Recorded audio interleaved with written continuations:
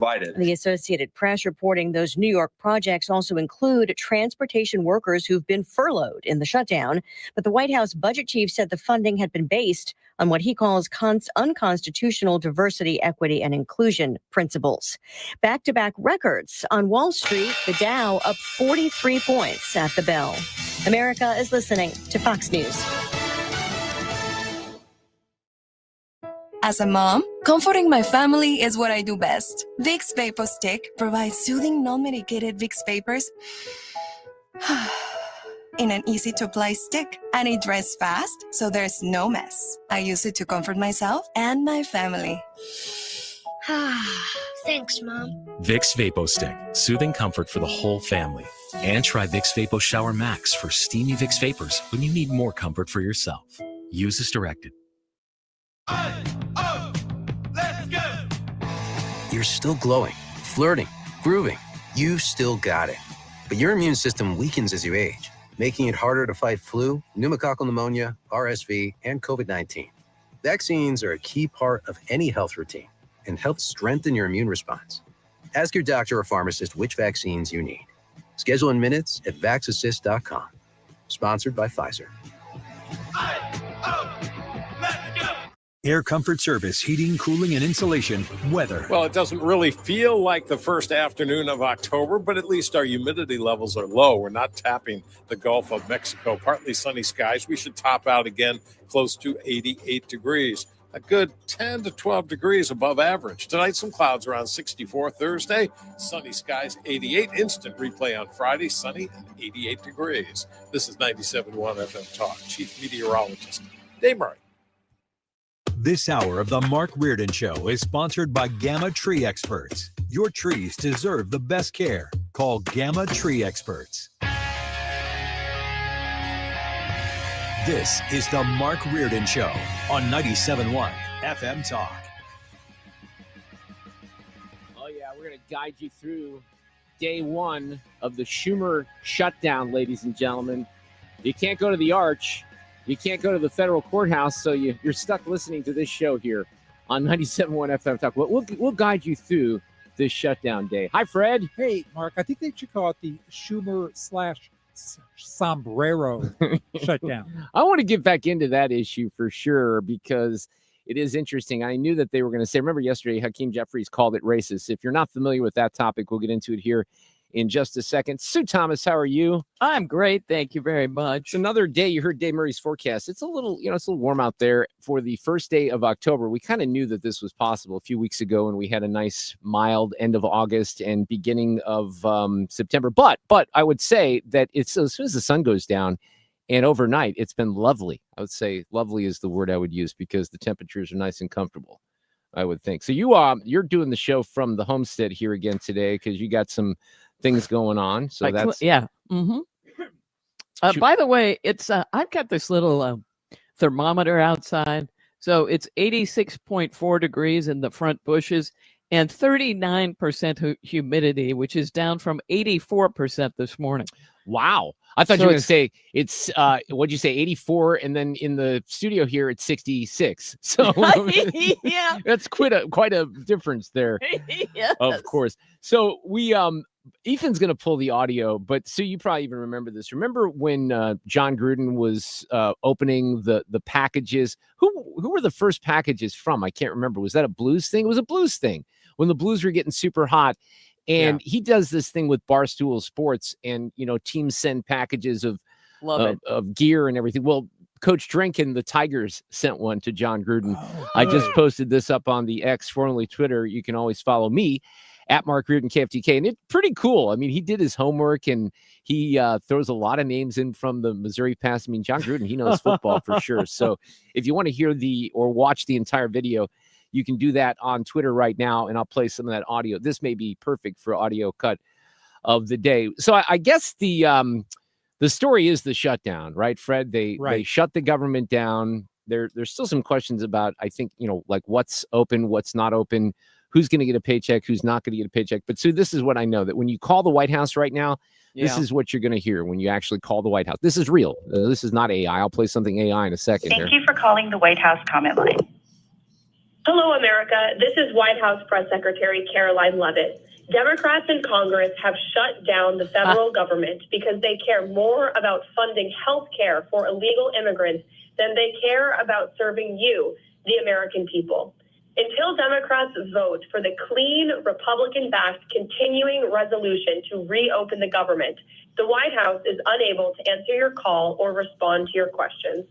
We look forward to hearing from you again very soon. Yep. And in the meantime, please know President Trump will never stop fighting for you. Yeah. Thank you, and God bless you. Thank you. Now, usually when I call that line, the president answers himself. But, Oh, you know, really? that you get that recording if you call today trying to make the point that this is the Schumer shutdown. Look, I'm getting the feeling, and we'll explore this notion with a bunch of guests here this afternoon.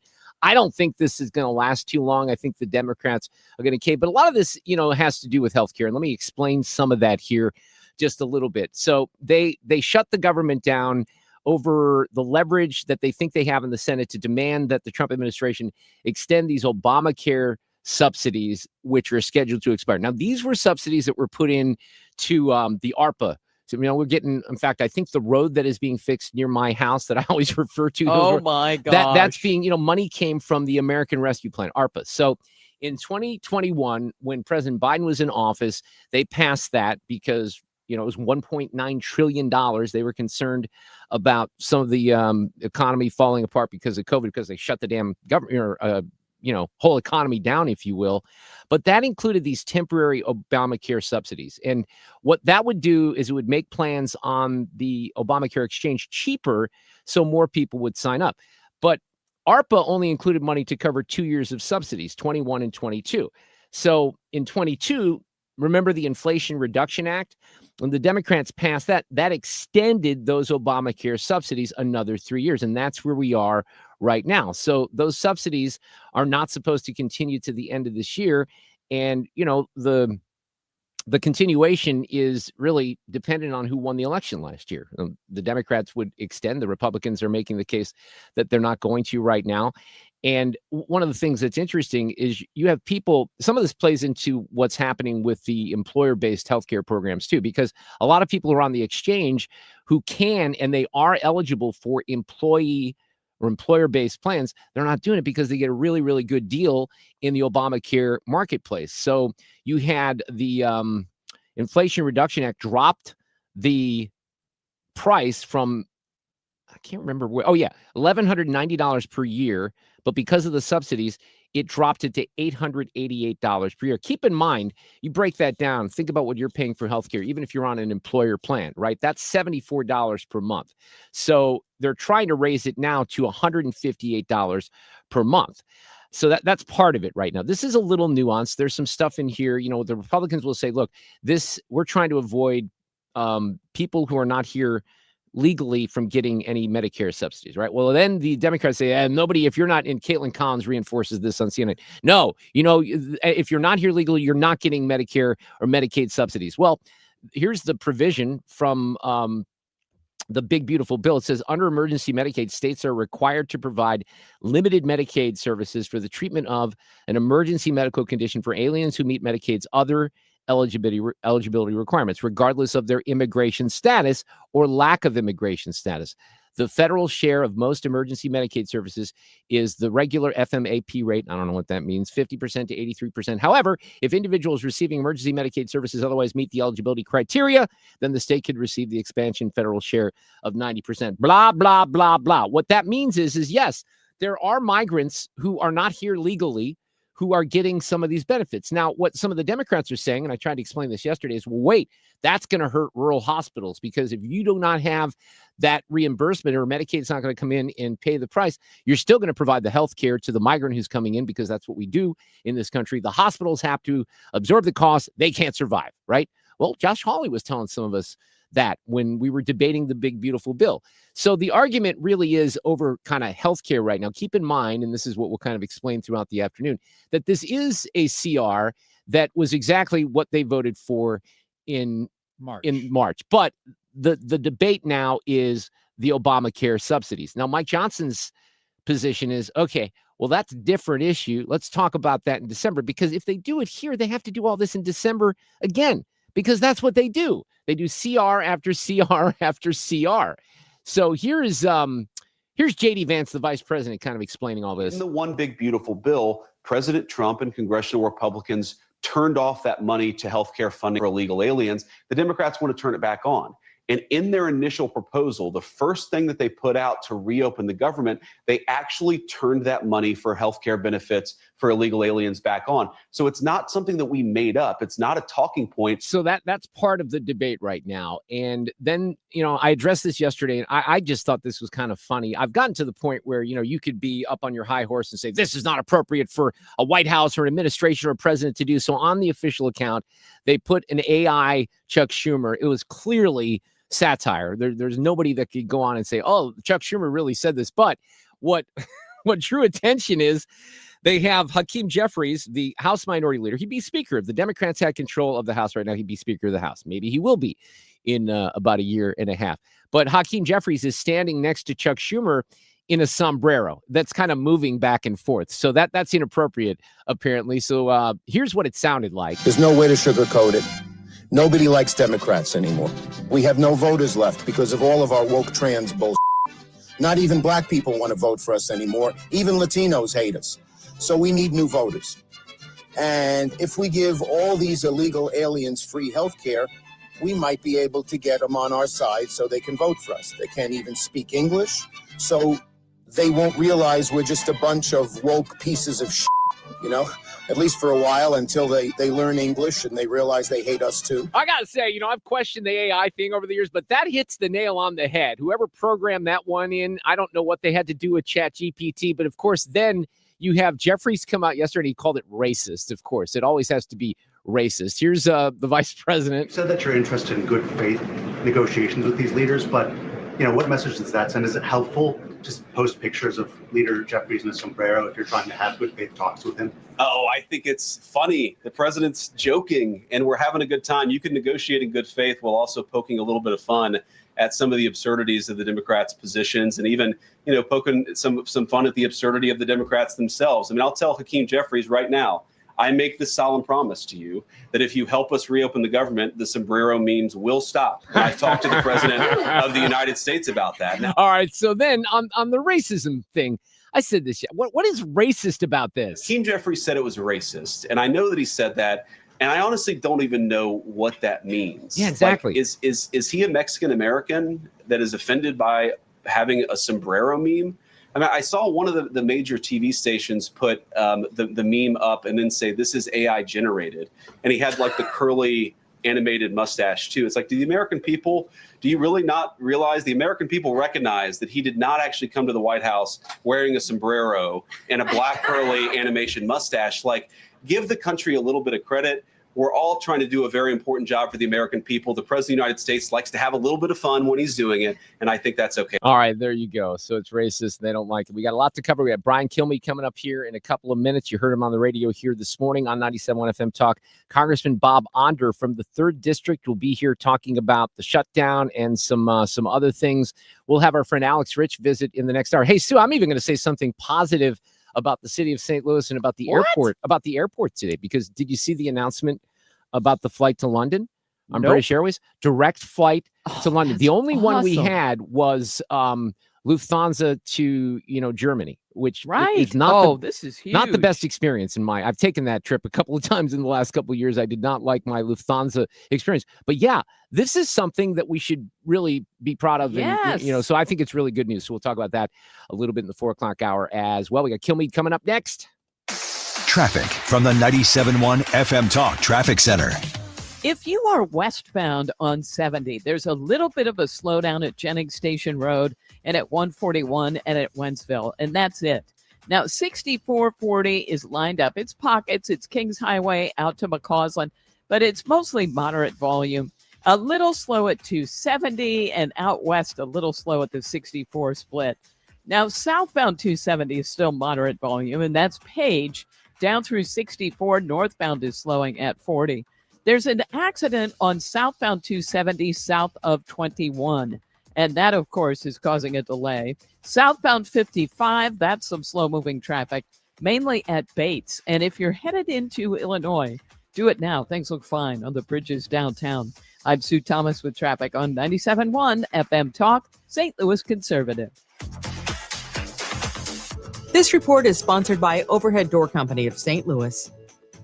If you need a new garage door, this could be your lucky day. Entries are now open for the $5,000 sweepstakes at Overhead Door Company of St. Louis. A winner will be chosen at random to receive $5,000 towards new garage doors, openers, or front entry doors of their choice. Enter now at overheaddoorsstlouis.com. Attention St. Louis Medicaid members. If you need assistance with daily living, you can receive a free service from Freedom Care in your own home from a loved one who lives with you. With Freedom Care, you decide who provides your daily care, helping you with preparing meals, bathing, laundry, transportation, and more. A family member or friend that gets paid weekly. This Medicaid program is available to eligible St. Louis residents. New to Medicaid? The Freedom Care family will guide you through enrollment, making it stress-free for patients and caregivers. With over 7,000 five-star Google reviews, we've perfected at-home care for Medicaid members and caregivers. If you live in the St. Louis area, this service is available through Medicaid. And with our InstaPay app, caregivers can choose to get paid weekly. So go to freedomcare.com now, or for faster service, call 314-697-4912. 314-697-4912.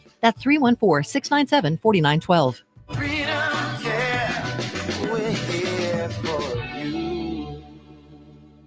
Let Banner Construction show you what a difference James Hardy can make to your home. Banner's exterior design team will show you custom design options to transform your home into the neighborhood showplace. Banner is a preferred James Hardy and Pella Window specialist. With winter just around the corner, now is the time to think about Pella Windows for energy efficiency and comfort. Call Banner Construction, 314-569-1050 to schedule your free in-home consultation, or the website bannerconstruction.com, and have a banner day. You hear that? That's the sound of your business losing money. Legacy phone systems weren't built for today's teams. Quo, formerly OpenPhone, gives your business a smarter way to stay connected. Quo lets you manage calls, texts, voicemail, and contacts all in one place so that you can deliver a seamless customer experience from ring to... Need to take calls on the go? Quo automatically transcribes, summarizes, and highlights next steps from every call, so you never miss a detail. Need insight into what closes a sale? With Quo's AI call tags, you can instantly spot key topics like objections or pricing questions and use those insights to level up every customer interaction. And yes, you can bring your existing number with you for free. Keep your team in sync and your customers happy with Quo.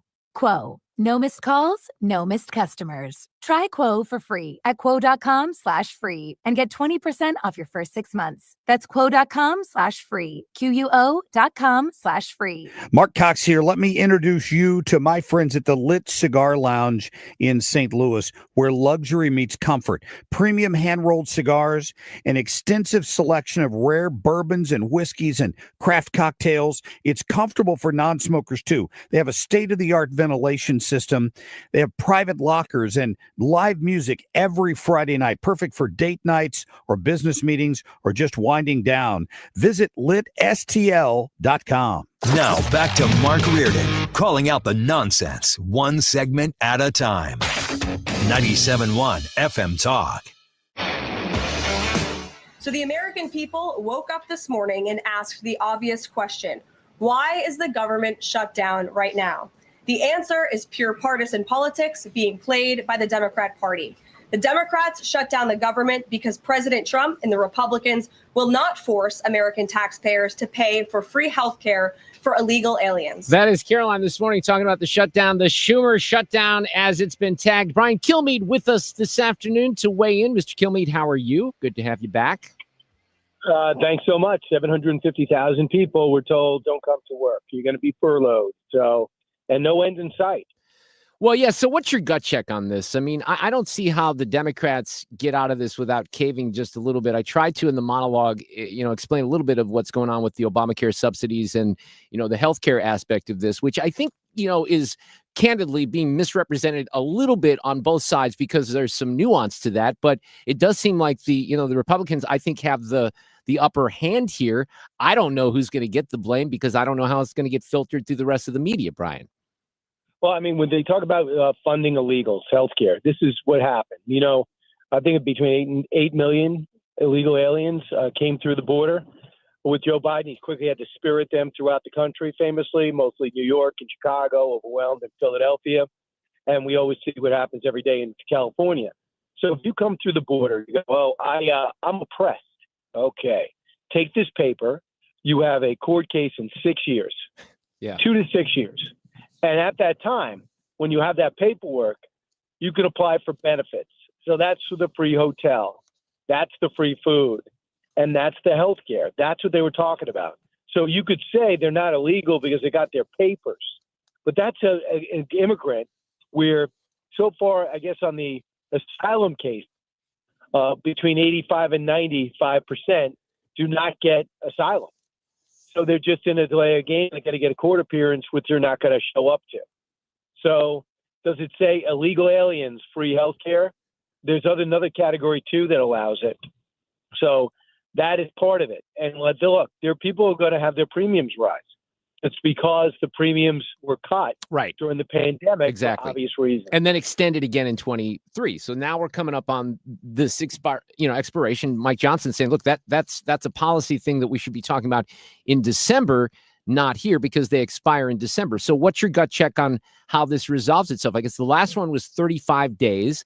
I don't know. It's hard to gauge where the American people are on this and who they will point the finger at. We don't want military members not getting their paychecks. And you mentioned there's people that are furloughed. They'll get back pay, but it's still an inconvenience, right? Well, my gut is this. I don't know what Republicans can give up. I really don't. For what? For extending the current pay levels that are Joe Biden's pay levels. So what are they giving up? They could say, I won't rescind money like they did the $9 billion for PBS and USAID. It added up to $9 billion. It's cut out of the budget. They could say that until November, where they could promise not to do it to the rest of the year because they do have some stuff lined up for Russ vote to cut. They could say, we are going to have sincere negotiations on the healthcare plan. Heard John Thune. John Thune's like, listen, I want to be reasonable. If people's rates are going to go up, I want to see if we can help that. But we can't commit to paying even more health care. Obamacare has been an abomination in terms of payments and in terms of the quality of the policy because the deductibles are so high. Right. But the other aspect of that I went into here a little bit is that you have a lot of people. Wall Street Journal had a piece about this a couple of days ago. You got a lot of people that qualify for their employer plans that aren't on it because they can get a better deal on Obamacare with the lower rates in particular. Yeah. So there's that issue. That's a great point. That's a great point. I got a good deal on Obamacare. I don't have to take that plan, but you can now. You take that plan, and the thing is too. I know a lot of people didn't want Obamacare, and they were forced to have it. Because a lot of these freelancers, a lot of the people who are doing the gig economy, they're going to take their own chances, whether you like it or not. And now they're told they got to go take Obamacare, and that's created a lot of resentment too. Well, I want to cover a bunch of other topics here because we're short on time. What did you think of Pete's speech yesterday before the generals and the brass for the military? I loved it. I thought it was right to the point. Shows a totally different attitude. Look, they're in. Don't pretend that war is sanitized. Don't pretend that you don't have to be the toughest, the most fearless. Don't pretend that it's not going to take extreme physical, tax you extremely physical. I think about some of the operations I've been briefed about and been told about. It happened in Africa. And there was the political correctness, as everyone's got about the sexuality, about your heritage, about the color of your skin, that all reflected on how many promotions you got or didn't get. And Pete was making that case that he's getting resentment up and down the ranks. And people say, well, it's not clear. So he said, let me bring everybody in. So I talked to a 3-star general yesterday that should be a 4-star. And that general made it clear that he thought it was a great message. He said, for aggressive, forward-leaning generals and commanders, this is a godsend. But people that just want to finish up the run and do want to be that politically correct, I hope they take the Pete up on his offer. Right. He says, look, if it makes your stomach turn, please get out. But this is the way it's going to be for the next 4 years. They said that they did have a chance to talk their own informally on the buses or the hotels, but I would have broken it up to small groups, make them stay another day or two. If I was Pete, I'd try to have FaceTime with everybody, at least in groups of 5. Tell me your biggest complaint. Tell me what you need the most. Tell me what's bothered you throughout your career. Tell me what we can correct in the next 10 years. Tell me what you've done, because they're going to have to promote the right people. My hope is that they find out who the good guys and women are, not so much performers, like who the leaders are, and promote the right people. because it's hard for him to wrap his head around all this. He's only been there 8 months. And almost nobody would be able to know who the good guys are in 8 months or when they just took this job. Well, I would agree with that. Absolutely. Brian Kilmeade back with us this afternoon. How about this whole situation in Des Moines, Iowa, with the illegal superintendent? That thing got out of control pretty quickly. And, he's got a gun and money. He appears like he's on the run. Now we're finding out there's other issues in his past. A former Michelle Obama spokesperson who's running for the Senate is like the president of the school board there in Iowa. And they didn't want to fire him right away. They wanted to hear the whole story. Well, then he resigned yesterday. But that is a crazy story. Superintendent making $300,000 a year. Wasn't a PhD either. Didn't have his PhD. Said he did. No record of that, Brian. And, when they were after him, they found him with a gun in the bushes. So, yeah. And then has a walkout in his honor. So, look, everything about it, this guy is living a false life. So they found out about that and wound it. And immediately the first blush is like, what is ICE doing? Then you look at it again and go, I know exactly what he's doing. Remember the Uber driver from 2 months ago? This guy's just delivering food. It turns out he abused children, and they end up picking him up outside Washington. So the first statement is, oh, my God, what are they doing? The second, upon further review, I know exactly what they're doing. Yeah. So I never saw it. That's what I did on One Nation on Sunday. I've never seen a more misrepresented group of law enforcement agents than what's happening with ICE right now. What's coming up this Sunday night? Well, I could tell you for sure, I have the guys from the School of Hard Knocks. These are a bunch of 20-something guys that interview the most powerful people in the world. They walk up to Mike Wallace, ambush style. Yeah. People have seen them on Instagram, 8 million followers. How they all did it gives Gen Z's new hope. They're going to be joining me. I'm going to be joined by Carly Shimkus for sure. We have Victor Davis Hanson. I want him to take out these myths that if 9/11 was an inside job, that Israel assassinated Charlie Kirk. Yeah. But a true historian to knock that out of the park. And Tristan Harris on the dangers of AI and who's winning this race. You remember him from Social Dilemma. And we're still looking for a lead guest. Shouldn't there be a segment on why my own people from Long Island, New York, ruined the Ryder Cup? Oh, my God. So embarrassing. It wasn't good, was it? I mean, just like, why show up so drunk? Why get so drunk that you're just screaming at people, many of which live in America? Yeah, most of them do. Yeah, exactly. Hey, look, I thought Rory handled it so well. His answer was very classy. And, one part of his message, hey, come out and do what you want, but root for your guys. Don't just, cuss us out or pour beer on us. Root for the Americans. Root for your team. It was something needs to be changed there for sure. Brian, thank you so much. We'll hear you. The beer at his wife. I know. A beer at his wife. Yeah. Oh, my goodness. Unacceptable. We'll hear you on the radio tomorrow morning here on 97.1 FM Talk the Show, One Nation, Sunday night. Have a great week. Go get him. All right, take care. Traffic from the 97.1 FM Talk Traffic Center. There is an accident this afternoon, 141 at Romaine Creek, and I just posted it on X at Susan6768. We've got lanes blocked in both directions. It sounded like a report of a vehicle that lost a tire, kind of swerved into the median. Then there was even a report of a small brush fire. So southbound 141 is a mess in that area. Northbound is okay, but boy, would I avoid that. That's my old hood. That's right by the Pink Elephant there on 141, which actually, ironically, I was going to bring up in the next hour. So stay tuned for that. Really? Yeah, Okay. but you'll see where I'm going with it when Alex is here. Fair enough. And an accident southbound 270. This one is south of 21, and it's been blocking the center lanes, traffic jam there as well. Other than that, it's the usual volume at this hour, southbound 55 at Bates, etc. This report brought to you by Lakeside Renovation and Design. For over 25 years, they've been St. Louis's trusted choice for transforming homes inside and out. They do bathrooms, outdoor spaces, windows, siding, kitchens, and they do quality craftsmanship and back up with a lifetime warranty. Visit lakesiderd.com to start your dream project today. I'm Sue Thomas with traffic. 97.1 FM Talk, St. Louis Conservative.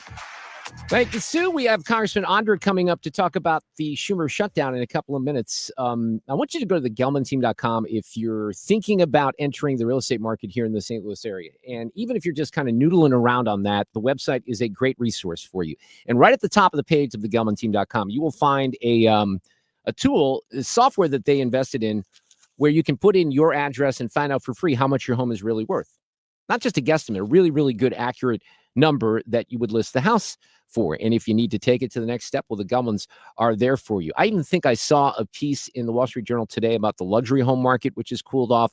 Mark Gelman was on with me a couple of weeks ago. You know, things change in the market, even though it's still kind of a hot market. You're getting asking and offers above asking price, but it's not a guarantee. You got to make sure you're doing the right things with marketing, and the Gelmans can help you out with that. So check out the website. Use that tool. Go to thegelmanteam.com today. The Gelman Team with eXp Realty, 314-336-1991. Tell them that I sent you along. Thegelmanteam.com. Have you been notified that your subsidy for Obamacare health insurance is going away? Well, you can leave now while you are still healthy and can qualify for much better individual plans. Greg Hammonds at greghammonds.com has been helping people get affordable health insurance with great coverage for over 35 years. Greg offers private health insurance plans that are not on the ACA marketplace. You can pick your doctors. For most claims, you won't even pay a deductible, and they're 30 to 60% lower cost than Obamacare. One more thing, there's no tax penalty at the end of the year. Greg even has plans that are guaranteed acceptance. If you pay for your own health insurance, you're uninsured, you're on COBRA, or your employer coverage is just too expensive, call Greg at 314-794-7784. That's 314-794-7784.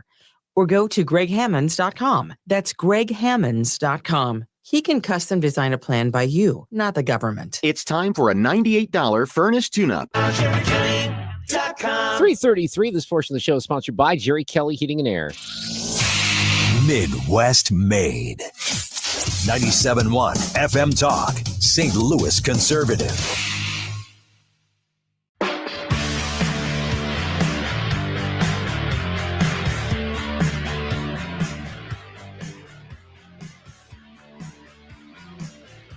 The Democrats refuse to keep the government open over health care to illegal aliens and now have jeopardized critical health care programs for American citizens instead. The Women, Infants, and Children program, community health center funding, Medicare treatment options, and other health programs are now all at risk because of the Democrats rejecting the clean CR. The most vulnerable in our country are being punished because the Democrats want to prioritize illegals over American citizens. Yeah, so that was Carolyn this morning, kind of laying the gauntlet down. Enough is enough. Democrats need to stop sabotaging our country and holding the American people hostage in the country. Democrats need to do their jobs. The American people want the government reopened. Congressman and Dr. Bob Onder is with us this afternoon to talk about the Schumer shutdown and to explain some of the particulars here. Hello, Bob. How are you this afternoon? Good. It's great to be back. So when we get this, there's a lot of back and forth here, and I tried to explain some of this. I think you're going to be a better messenger here than I at the beginning of the show, and you tell me if I'm off the mark here at all. So there's one aspect of this that deals with healthcare that could go to migrants who aren't here in the country legally. There's another aspect that deals with the Obamacare subsidies that were extended from ARPA a few years ago before you were a member of Congress, or they were created from ARPA, then they were extended, and they expire at the end of this year. So that's what the Democrats are kind of holding on to right now, and they think that that's their, I guess, negotiating point. It seems to me that the Democrats have no place to go but to accept what the Republicans are offering. But yes, explain a little bit of the back and forth on these healthcare claims, because, candidly, the American people, especially when it's filtered through the legacy media, are probably very confused right now. Yeah, well, it is confusing, Mark, for good reason. By the way, Carolyn Levitt put all of it very well. The real issue here is that the Democrats are putting their radical agenda and wanting every last thing that the American people voted against on November 5th in return for just keeping the government open for 7 more weeks while we negotiate a final budget. So yes, a big part of what is going on is that the Democrats do want to provide health care for illegal aliens, and there are several million illegal aliens on welfare, probably more than that. But regarding health care, what the Democrats are doing when they talk about Medicaid, they're talking about going back and undoing all the very, very valuable reforms that the Republican Congress, myself included, President Trump, made to the Medicaid program as part of the Working Families Tax Cut Act, formerly known as the Big Beautiful Bill. And that included, number one, keeping illegal aliens off of Medicaid by doing eligibility checks. Also keeping duplicate and triplicate insurance claims off of Medicaid by doing eligibility checks, instituting work requirements for Medicaid eligibility, and really, I think in general, ending waste, fraud, and abuse, which I can tell you as a doctor who has treated Medicaid patients for over 30 years, Medicaid is loaded with waste, fraud, and abuse.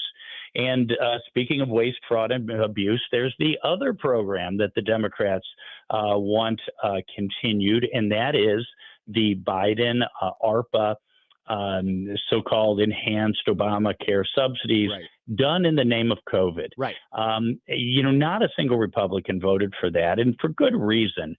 We know that there are at least 2.3 million ineligible people on that program.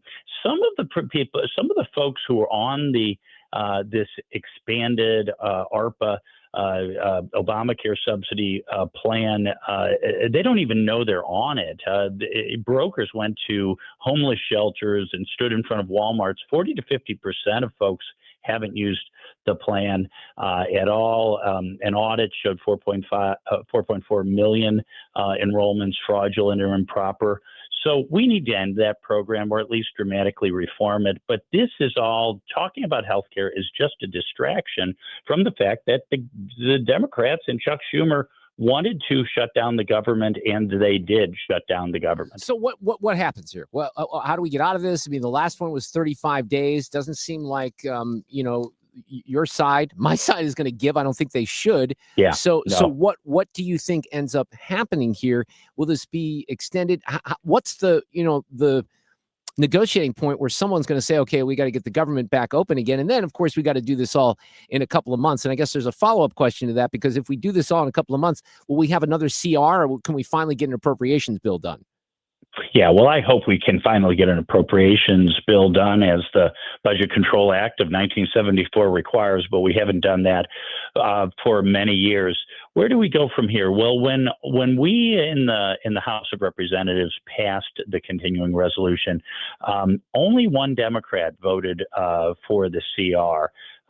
Now already 3 Democrats over in the Senate have voted for the CR. I really believe that Democrats, being the party of government, and believe me, the government shutdown hurts a lot of innocent people, and I don't want to shut down at all. But I guarantee a lot more of the folks being furloughed and even let go permanently, a lot more of them are voting for Chuck Schumer than they are for Leader Thune or Leader Johnson. So I think ultimately the Democrats come to their senses. I believe that Chuck Schumer had to have a shutdown because he had to look like a tough guy, because he got a lot of flack from his left-wing base The last time, the last well, time. because these are the same funding levels that he voted for the last time. And 100%. And I would add, Mark, and this is why it hurts for me as a Republican to vote for CRs, period. These are basically Biden-era funding levels. Right. But at least we're not increasing spending. And again, we're not talking about the Democrats proposing a little increased spending. They're talking about $1.5 trillion in new spending. So I want you to respond to this, because look, I've known you for a while. You're always a fiscal conservative. You're now a member of Congress. You got to make some of these tough decisions, right? Rand Paul is always a guy in the Senate who votes against these CRs. But here's what he says. I address every spending bill, no matter which party presents it, as to whether it will add to the debt or save us money. The Republican plan adds about $2 trillion to the debt. The Democrat plan would add about $3 trillion to the debt. I'm just not for piling on more. We have a $37 trillion debt. Somebody's got to do something about it. Someone has to take a stand. And there needs to be a conservative wing of the Republican Party. And sometimes I'm it. Right now, I am it. I'm opposed to deficit spending.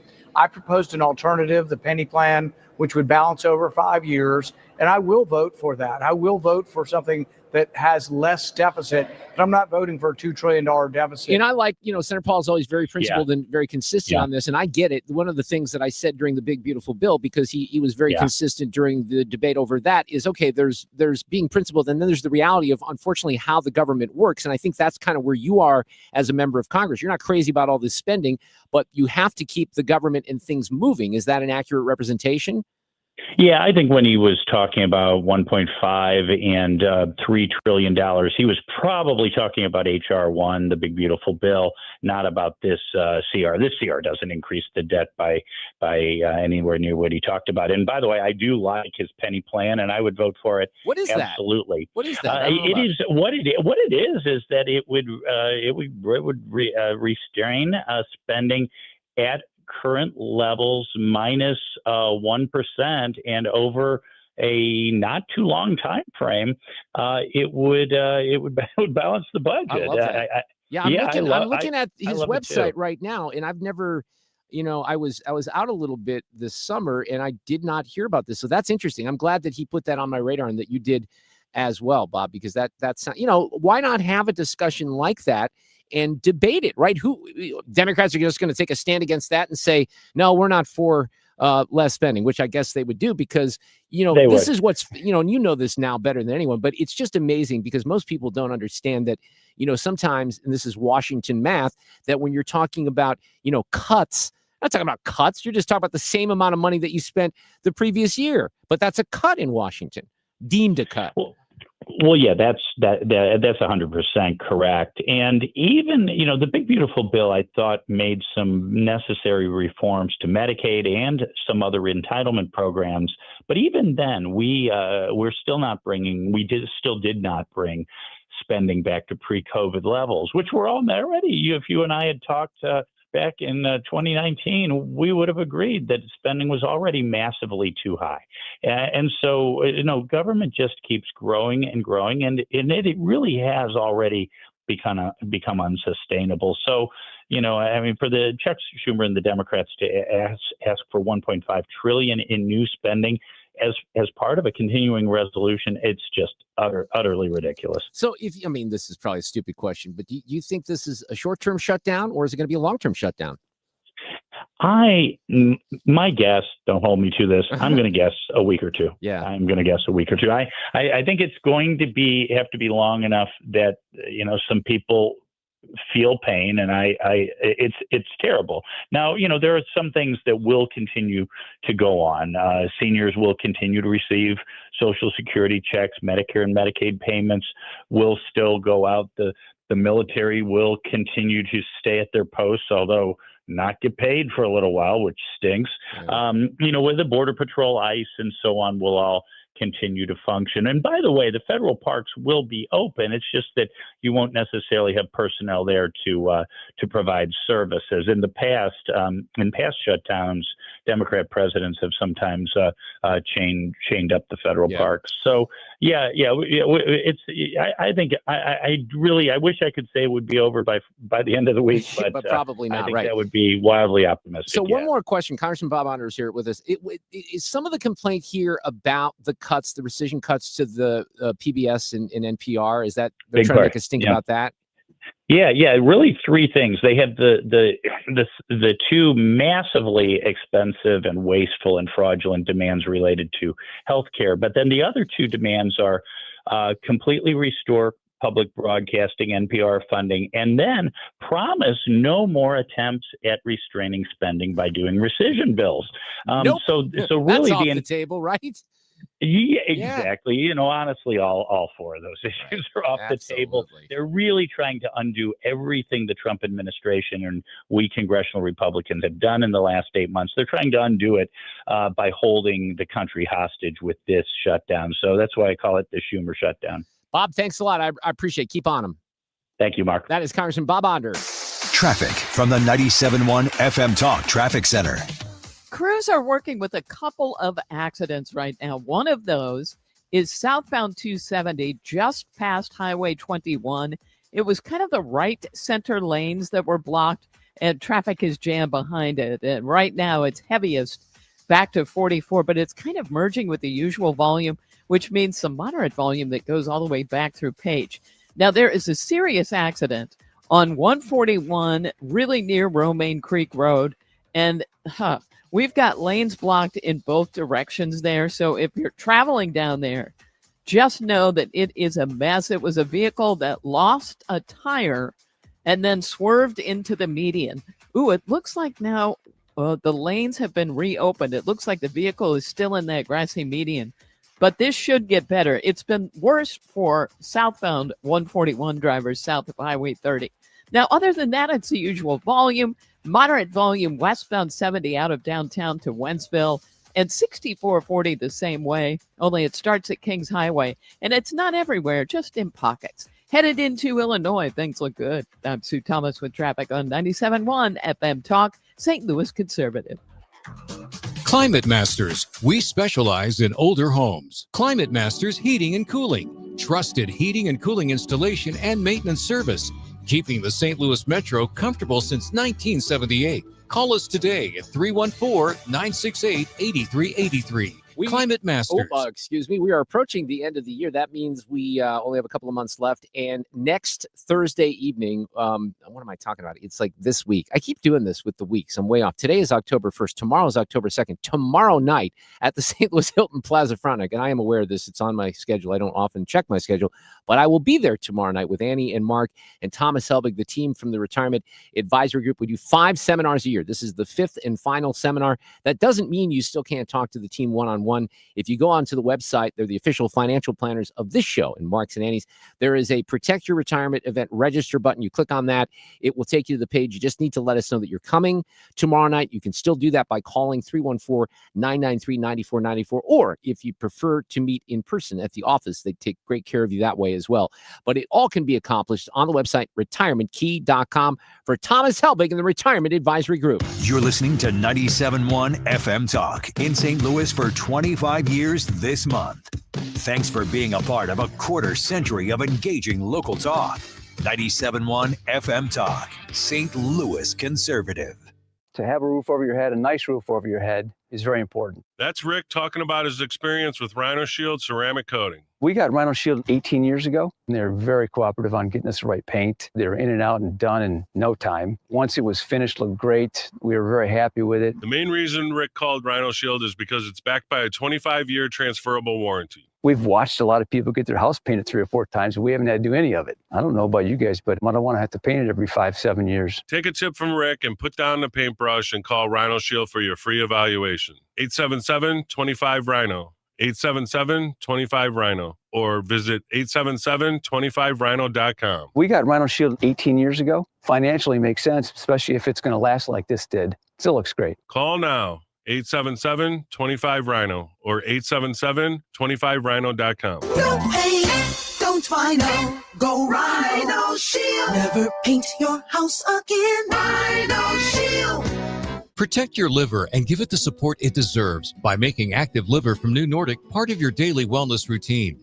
Find Active Liver in stores at your local CVS, Meijer Grocery, or online at Amazon or at newnordicusa.com. This is the Mark Reardon Show on 97.1 FM Talk, St. Louis Conservative.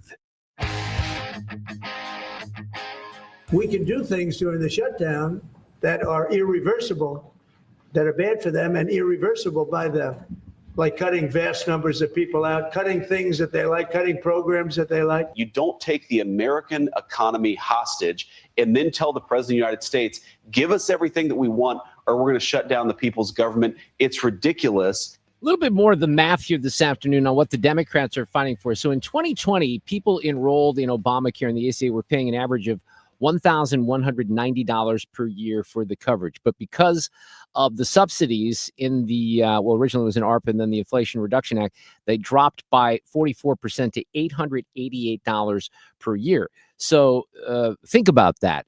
Dropping the price by nearly a half resulted in roughly doubling the number of people signing up. So the number of people enrolled grew by 88% from 11 million to 21 million in just a couple of years. So that's an outstanding amount of growth. So if you you look at this, Democrats and Biden, they increase the subsidies that more people are getting free or almost free health care. That's popular, right? There's a political motivation for that.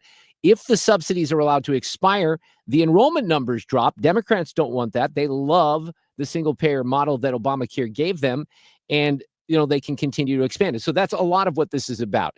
And there is nuance here. And I'm going to go back to Rand Paul because he explains some of this pretty well. This spending was put in by Democrats. No Republicans voted for it, and it was set to expire. It was put in as a temporary program during the pandemic, and it was scheduled to expire. That's why it's going to expire, or it would be part of the CR. Whether or not illegal aliens get these benefits is a debatable question. There may be written rules that say they shouldn't, but the question is, do they? A good example of this is in voting. Illegals are not supposed to vote, but the superintendent of schools in Des Moines was receiving $300,000 and was registered to vote and was voting in Maryland. It's illegal for illegal alien to vote, but they are voting. So I think both sides might be correct on this. But the bottom line is, will Democrats be able to keep up this ironic or hypocritical view of voting against something they did vote for only 9 months ago? I think they cave within a few days. Well, so that's an interesting prediction, a few days. Now, I appreciate Senator Paul's honesty on that issue because honestly, the healthcare claims by the Republicans and Democrats, they're both off. They both of them make claims that aren't necessarily 100% true. Peter Doocy sat down with the vice president. How long is this going to last? The big holdup is, of course, that you guys say illegal immigrants are getting taxpayer-funded healthcare. Democrats say you're lying. That makes it feel like it could be a really long shutdown. Is this going to be a long shutdown? I don't know. I can't predict what congressional Democrats are going to do, Peter, but I actually don't think it's going to be that long of a shutdown. This is a pure guess from the Vice President of the United States because I think you already saw some evidence that moderate Democrats are cracking a little bit. They understand the fundamental illogic of this. Look, for years, every single one of us, we can remember Barack Obama on the White House lawn. We can remember Chuck Schumer. We can remember, Nancy Pelosi for years. In Chuck Schumer's case, for literally decades, we've heard them say, you don't shut the government down over policy disagreement. Okay, Republicans think this thing about healthcare, that thing about healthcare. Democrats think this thing about immigration. Republicans disagree. Whatever those disagreements are, you don't shut down the government over it. For the first time since the Democrats have been in politics, they're now saying that unless we get every policy item that we demand, we're going to shut down the people's government. They're trying to take a hostage, and we're not going to let them. All right, and that's a great way to explain it because that's exactly what they're trying to do right now. And Schumer got a lot of blowback in the spring. We played some of the montages yesterday. Nancy Pelosi was critical. She's like, I don't do something for nothing. So they want something in return here. They think they have leverage. I don't think that they do. So here's one more question with Ducey and Vance. And the administration announced today that $18 billion bound for New York transportation projects is going to be frozen so it can't go to DEI programs there. But the timing of this, does announcing that today mean that you guys are going to squeeze Chuck Schumer's home state until he blinks? Look, I haven't talked to Russ about this morning, but look, I'm sure that Russ is heartbroken about the fact that he's unable to give certain things to certain constituencies. We want to do everything that we can to help the American people. But when the Democrats shut down the government, we have to actually do a little triage to make sure the most critical and most essential services are provided. We're going to do everything that we can over the coming weeks, if the shutdown lasts that long, to ensure that people get the essential services that they need, despite the fact that Chuck Schumer has shut down the federal government. All right, so Russ, he's referring to Russell Vought, who is the director of OMB, the United States Office of Management and Budget. We'll have much more on this afternoon. Duane Patterson from hotair.com is going to join me after the top of the 5 o'clock hour. He's got some thoughts on this. He thinks that the Democrats are already blinking, so we'll track that, and we'll talk about that a little bit in the 5 o'clock hour. Kenny Wallace is going to be here because he is not going to race in the Gateway Dirt Nationals. He put a little post up there on the social media that caught our attention, so we'll visit with Kenny in the 5 o'clock hour. Sue's News for a Wednesday coming up, and our friend Alex Rich, who visits on a Wednesday afternoon, is here with us. I got a couple of baseball scores for you here. The Cubs, let's see here, because the Cubs and the Padres playing one another. The Cubs won game 1. They're down 3-0, top of the 6th. The Tigers, who took that first game in the series with the Tribe, I will still call them that, that series is now tied up because Cleveland won this afternoon 6-1. Traffic from the 97.1 FM Talk Traffic Center. Hey, good news in traffic. They have cleared the accident southbound 270 south of 21. And the bad news is that it already caused a jam that went back to about Big Bend. So it's taking a while to unwind. Now, they've also removed the emergency vehicles southbound 141 at Romaine Creek Road. That's where we had a car lose a tire, swerve into the median, but we still have a jam on southbound 141, especially in that area. Now, as far as other things go, southbound 55 slowing south of Arsenal down through Bates. We've got eastbound 64 slowing on either side of the Interbound, and westbound slows near Kings Highway. We also have a report of an accident now southbound 270 south of Olive, and out west both 64 and 70 just have pockets of moderate volume headed for their split. I'm Sue Thomas with traffic on 97.1 FM Talk, St. Louis Conservative. Thank you, Sue. I want to talk about your home. Your home is your safe haven, right? It's your sanctuary. We love our homes. We're staying in our homes longer, perhaps. But you know what interferes is when, we're very spoiled, right? If the power goes out at your house, that usually means the Wi-Fi's out. You can't do anything, and then you're trapped. Not if you have a Generac home standby generator from Generator Supercenter of St. Louis. And it's at the very least, because this happens during tornadoes. We had a devastating one in the spring. Ice storms can bring power down. The power grid is going to fail on a bigger scale here in this country. It's just a matter of time because the infrastructure is so low. So don't worry about it. Give yourself peace of mind and call Generator Supercenter of St. Louis. It's a free estimate. They do have payment plans available. They'll give you the rundown, explain it all to you. Don't wait for the next storm or outage. Don't be that person. You're going to say, wait, why didn't I listen to Mark Reardon on 97.1 FM Talk? And call Generator Supercenter of St. Louis, 314-499-2020, Generator Supercenter of St. Louis.com. If you're considering an annuity as part of your retirement plan, we need to talk. Hi, I'm Bob Stockdale, Senior Vice President Investments with the ClearPath Wealth Management Group at Stifel and host of On the Money Saturday mornings at 11 on 97.1 FM Talk. Annuities can be a useful tool for some retirement investors, but not all annuities are created equal. Every week, we meet clients who own complex annuities that don't suit their needs and, in some cases, actively undermine their retirement plan. Before you purchase an annuity, get a second opinion from the ClearPath Wealth Management Group at Stifel. Requesting a consultation is free of charge. To request a free consultation, contact us at clearpathinvesting.com. That's clearpathinvesting.com, or call us at 636-695-2650. That's clearpathinvesting.com or 636-695-2650. Stifel Nicholas and Company Incorporated, member NYSE and SIPC. Celebrate the spooky season with Zero Res and get 3 rooms of carpet cleaned starting at just $129. You can take 15% off your air duct and dryer vent cleanings. Book online at ZeroResSTL.com and take advantage of the saving. Hey, Dad, how do airplanes fly? What's in this box? Is this tree good for climbing? How are babies made? What does this thing do?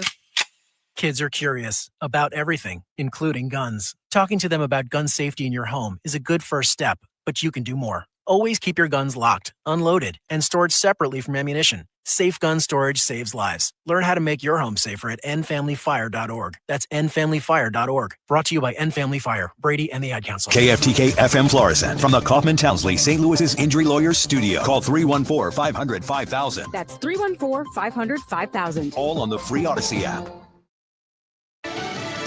Large-scale layoffs may be coming. Elisa Brady, Fox News, as a government shutdown continues. Layoffs are expected in a matter of days across federal agencies. Vice President J.D. Vance says if the government shutdown drags on. We're going to have to save money in some places so the essential services don't get turned off in other places. But layoffs are unusual for a government shutdown. Federal workers are often furloughed, but return to work when government reopens. Democrats want Affordable Care Act tax credits extended as part of a spending bill, as well as repealing some healthcare provisions of the One Big Beautiful Bill. Republicans say that would undo safeguards that are preventing migrants Fox's Jared Halpern at the White House. Some lawmakers from both sides of the aisle are having preliminary conversations about a possible shorter interim spending bill after the House passed 7-week plan and a 4-week Democrat proposal failed to advance again in the U.S. Senate. A federal crime crackdown moves forward in Memphis. Attorney General Pam Bondi says the government's SAFE task force in Memphis will get crime under control. Memphis has the highest violent murder rate in the entire country. Just this year alone, they have had 150 murders, and it's going to stop. Revealing earlier, in just 48 hours, the task force has made 53 arrests and seized 20 illegal firearms. Also noting officials found a missing minor and recovered guns from the home of a murder suspect. Fox's Kristen Goodwin. While heading to Memphis, Bondi also saying she'd spoken with the city's Democratic mayor, who has expressed concern about the use of National Guard troops. The administration also defending efforts to protect ICE facilities from violent protests, including a detention center near Chicago, where more than 800 illegal immigrants have been arrested since an operation began in early September. America's listening to Fox News. As a mom, comforting my family is what I do best. Vicks Vapor Stick provides soothing, non-medicated Vicks vapors in an easy-to-apply stick, and it dries fast, so there's no mess. I use it to comfort myself and my family. Thanks, Mom. Vicks Vapo Stick, soothing comfort for the whole family. And try Vicks Vapo Shower Max for steamy Vicks vapors when you need more comfort for yourself. Use as directed. You're still glowing, flirting, grooving. You still got it. But your immune system weakens as you age, making it harder to fight flu, pneumococcal pneumonia, RSV, and COVID-19. Vaccines are a key part of any health routine and help strengthen your immune response. Ask your doctor or pharmacist which vaccines you need. Schedule in minutes at vaxassist.com. Sponsored by Pfizer. Air Comfort Service, heating, cooling, and insulation. Weather. Weather patterns continue to be stuck from coast to coast thanks to the 2 hurricane systems out in the Atlantic. That keeps our weather quiet with high pressure. A few clouds around tonight, dropping into the upper 70s this evening. 64 for the low. Thursday, sunny skies, 88. Clear skies, 65 Thursday night. Friday, again, sunny and 88. Saturday and Sunday, sunny. And guess what? 88. This is 97.1 FM Talk. Chief Meteorologist, Dave Murray. This hour of the Mark Reardon Show is sponsored by Gamma Tree Experts. Your trees deserve the best care. Call Gamma Tree Experts. This is the Mark Reardon Show on 97.1 FM Talk. It's a Wednesday afternoon. Fred Bottomer, the Hall of Famer, Ethan Hannaford working behind the scenes. Our friend Sue Thomas is here. She'll do Sue's News in just a couple of minutes. Alex Rich visits with us on a Wednesday, and I have to put the right microphone on because you're on the mic that Sue usually uses. So I am. It's all very confusing. Are you there, Sue? I can't hear you. You're so quiet. I'm here. Okay, there you go. I wanted to ask Alex, last week you broke some news that you were doing something on stage at the factory with this guy, Phil Rosenthal, who has this amazing success on Netflix with a show. And you were kind of invited to be the onstage MC Q&A dude. How did that go? Did you embarrass yourself? No, not too bad. It was great. It was great. It was a really cool experience. And actually, the coolest part was not even that. It was the fact that we actually, because the show on Netflix is Somebody Feed Phil. Right. He's also the guy that created Everybody Loves Raymond. So the parents on Raymond are based off of his actual parents. Oh, that's awesome. Yeah. So we got to eat beforehand, though. He texted me and he said, "Hey, would you like to get dinner before the show?" And so we fed Phil. Where'd you go? Feed Phil. We fed Phil. Where'd you go? Where'd you take him? My buddy's place. It's called Westchester, out in Chesterfield, out in the valley, and it's an unbelievable spot. And they just brought everything. I texted my buddy. I said, "Hey, we're bringing in Phil Rosenthal for dinner. Somebody feed Phil." He was like, "I know exactly who he is. Come in. Don't worry about a thing." And the courses just kept coming. And it was awesome. A little pressure on you, though, when you got Phil in there. It's and so a then little how did pressure. everything go on stage then? It was great. It was really cool. You could tell when these guys, these guys know what they're doing. They could have a puppet up there, honestly, and still do a great job. But I think you're more, I guess I learned you're more up there just for like a really just a body to talk to. Yeah. And have conversation with. But I do feel That's like I did a cool, though. really good I did my research. Look, when you do these things, they send you talking points Oh, and yeah? all this. And, the last John Cleese didn't do that for me, honestly, but the last 2-3 weeks, all I did was watch the show, study up on his background a little bit. So he would start talking. And really my job was to kind of segue it into other conversations to keep it rolling. And I think I did a pretty solid job of that's sounding intelligent enough, Good. which I know for you, Mark, might be a surprise to hear that coming. a little from me. shocking. Yeah. I've noticed that you've done it previously, but not too often. Alex, did you sing your song for I him? did sing the song. Do you have a dude. recording of that? I do. Send that to We'll- Ethan. We'll send it to Ethan. We'll Yeah, play it. no, here in a let's bit. get it because we can get it on after Susan. I want to hear that. It was awesome. I got the guitar out, played it in front of everybody. The whole crowd was singing along.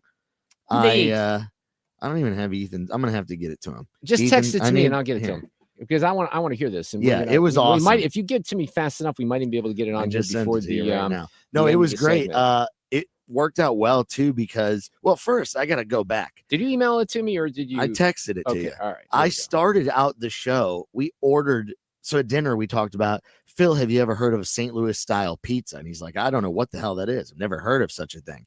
And I said it's essentially a cracker with cheese and marinara sauce on it. And I was like, not just any cheese, the Provel. He had never heard of any of this. Really? Yeah. And I said, you're either gonna love it or absolutely hate everything about it.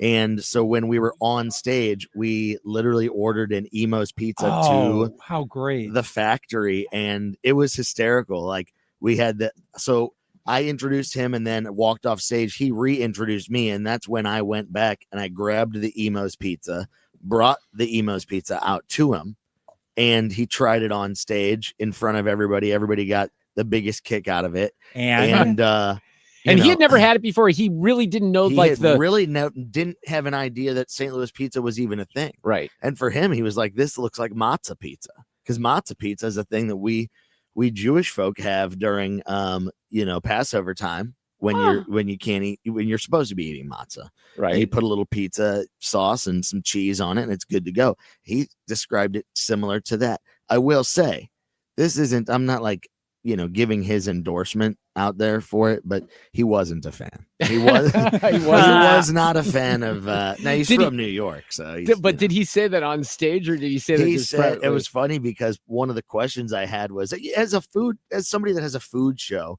and you're going to all these restaurants and you're filming them, right? Do you ever just really not enjoy something and ever let people know that you don't enjoy it? And he said, well, I'm always try to be as polite as possible when I'm trying something. He goes, but most of the time you can usually tell by my face how I feel about something when I taste it. And he said, how did my face look when I tasted the pizza? So he was not a huge fan of the pizza. We didn't get a chance to do toasted ravs, but I was surprised. He had never heard of St. Louis style pizza. But it was a fun time. Well, that sounds like a blast. But the whole crowd do we have the audio? Ethan's going to turn that on. We may have to wait until the next. The whole crowd was singing along, though. It was great. The whole experience was really awesome, I would say. I didn't really know what to expect, but man, like this audience here was true diehard fans. Like I didn't realize that there was, this many big fans. Like a devoted following. It was overwhelming how devoted this following was. Was it sold out? Did he sell it out? People were crying. It was close to sold out. And he said for that type of show that it is, the factory is a pretty big venue for concerts. And, if you're even a stand-up comedian, depending upon your level, that's a hard place to sell out. Kilmeade, when Kilmeade came, that was the biggest venue that he does on his tour, but there was demand there for it. So he was impressed by the St. Louis crowd that came out. There were people that traveled for it. And it was a funny show, and he's a funny guy, but he's also very inspiring. If you've had a chance to watch the show, or if you haven't had a chance to watch, you should watch, because you'll learn in one episode. See, and I've never watched it before. Sue, have you? I have. It's kind of fun. You will learn in one episode that food just brings, we already know this, food just brings so many people together in a different way. And it it makes an uncomfortable situation a little bit more comfortable when you're having those hard conversations with people or meeting people that are different, whatever that may be. You'll see that he's just a genuinely good guy. And I even said, it's weird to have a show where people watch you eat, because I don't know about you guys, but I don't really love watching a lot of people eat. I don't think people love watching other people eat. And I said, what makes you so unique? Like, you eat in such an elegant way. Like, how do you go about this? Most people are grossed out by people eating. And I don't even know. He's got a knack for it. You got to watch it to even like to understand, but it's a great show. So he's got a theme what song. is his origin story? I know he created, was he a television producer? Then he creates Everybody Loves Raymond. And yes, he had written a few shows, tried his hand at a few shows. And then I guess there was some sort of introduction where somebody connected him and Ray Romano, because Ray was doing stand-up at the time. And so he had lunch with him, and I guess he liked Ray, and he was Ray gave him something to write a sitcom off of. Really, he just needed somebody to like give him the inspiration. Yeah. Give him the inspiration Yeah. and be the on-camera guy for it. And so they did it for 9 years together. Ray and Did you Phil. ask him what his checks are monthly from the What? residuals? I Because- looked up what he was worth afterwards. How much do you think he was worth? Did you look this up? No, but I'd say If you had to guess, 75 million. dude, $200 million. Yeah. I mean, that doesn't. Well, he's Yeah. got a little enterprise, right? Yeah. Yeah, 200 million. Absolutely. I was shocked. Hey, here's your song. You ready? Here it is. All right.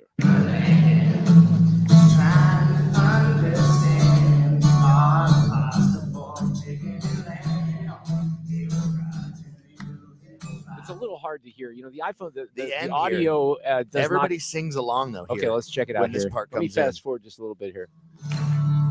Oh, Did I miss that's it? You went a little okay, too hang far. on. Sorry about that. Might as well just let it play at this point. Yeah. It's gonna hit right here. The whole factory sings along.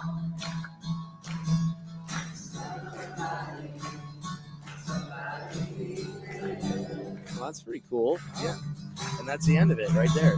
Nice job. All right. So that's Lake cool. Street Dive, they wrote him a theme song, and it's a little fun I little love song. that band, Lake Street So Dive. he loves them and reached out to them and said, I got this show and I need a theme song. And they wrote him that song. Have you ever seen them before? Oh, they're great. Yeah, they're fantastic. I've seen them at Roots and Blues in Columbia. I've seen them at the pageant. They're great. Really, really. Check that band out, Fred. I think you'd like them What quite is a it? bit. I used to Lake Street Dive.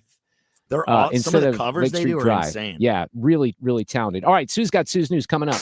Traffic from the 97.1 FM Talk Traffic Center. Westbound 70 out of downtown. Some volume at Jennings Station Road, a little bit past the airport, a little bit at K, and again at Wentzville. 6440 has slower traffic, and it's Kings Highway out to McCausland. Eastbound is slowing on either side of 170, and then westbound picks up some moderate volume in pockets out through 70. Southbound 270, there is some volume from approaching Olive through Ladue Road, but then it stacks up. And this is the Clayton Road overpass down through 21, all due to an earlier accident. And southbound 141 still slowing, headed for Romaine Creek because of an accident. And southbound 55, really pretty slow at Bates in the construction zone. 44 is slowing in front of the Arch grounds. But we look great if you're headed into Illinois on the bridges downtown. This report brought to you by the Diamond Shop. The Diamond Shop, making St. Louis sparkle for over 100 years. I'm Sue Thomas with traffic on 97.1 FM Talk, St. Louis Conservative. Well, I think a lot of us were hoping that we would have the windows open by this time. It's a little hot during the day. I've been cracking them at night, but have the air conditioning on. But I bring it up because Banner Construction is having the pre-winter window event, and they would love to guide you into some beautiful new Pella windows. They're the best in the industry. They're celebrating, Pella is, 100 years in business. They started way back in 1925. And Banner, of course, started a little later than that. It was 1993. So they've been here for 33 years, a certified Pella contractor, an elite preferred James Hardie specialist. They've been a full-service exterior home remodeler for all of these years, doing great work here in St. Louis and really transforming homes into neighborhood showplaces. If you're interested in that, I have an opportunity for you to sit down with a great team from Banner and, explore the real wood look and feel of James Hardie siding or stylish Pella windows. And they look great from the inside and out.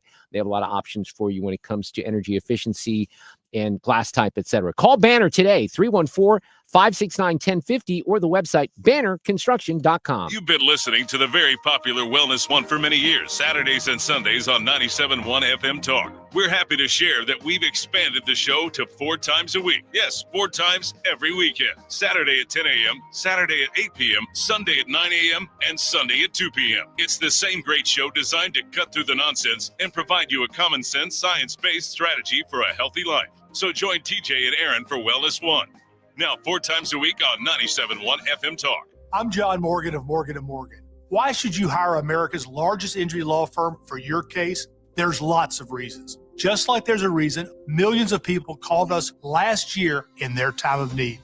When it comes to fighting for justice and compensation, millions of people across the country trust us to go to battle for them. We became the largest injury law firm in the world for a reason. There's only one Morgan & Morgan, forthepeople.com. Injured? Dial #law or visit forthepeople.com for an office near you. Mark Cox here. Join me, Mark Reardon, and Annie Fry, along with Thomas Helbig of the Retirement Advisory Group for the last Protecting Your Retirement educational event of the year. It's Thursday, October 2nd at the Frontenac Hilton at 6:30. Here's Thomas with more. Are you nearing retirement or already retired and wondering if your 401k and IRA will last through your lifetime?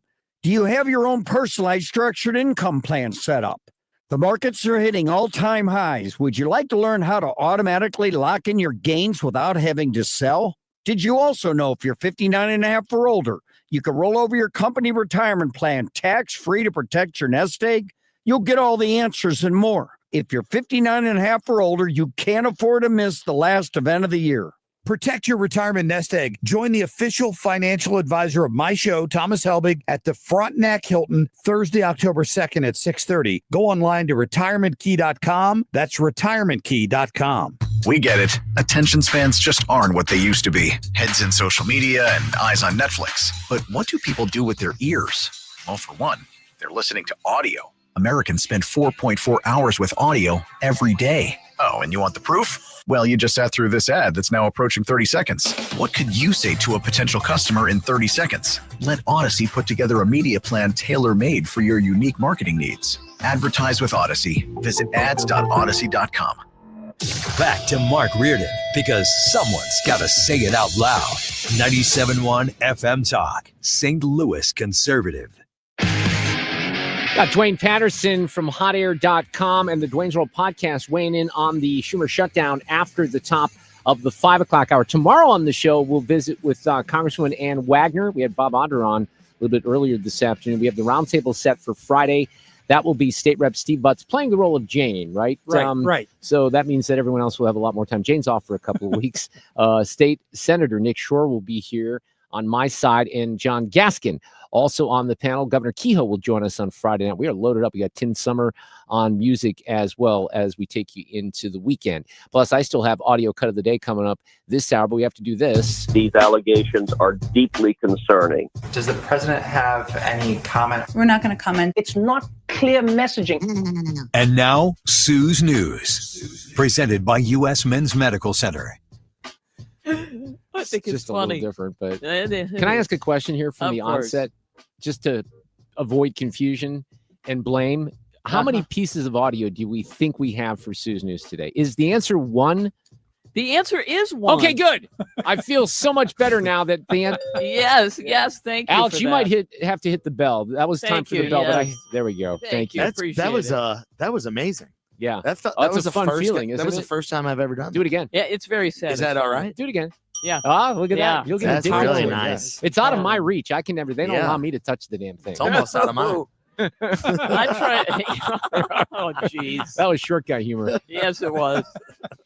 It's National Hair Day. So, there. You know, I had no idea. I celebrate. Might I say that it may be rare these days that you get 3 men like ourselves in a studio. 3 studly men. 3 in a studio. studly men. Well, 1 Studley and Fred, and then us. And you got some great heads of hair. Well, let me just say this.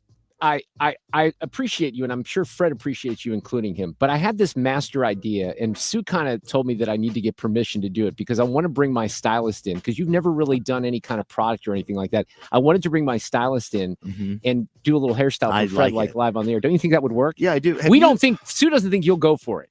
Oh, well, are you talking about the full cut or just put some product? No, in it? like a cut and a little little style. Would you say you and I have a very similar style? A little haircut? bit. Mine's better, but sure, a little bit. But we got the salt and pepper look as well. But, I think it's the high and tight, a little shorter on the sides, a little long on the top.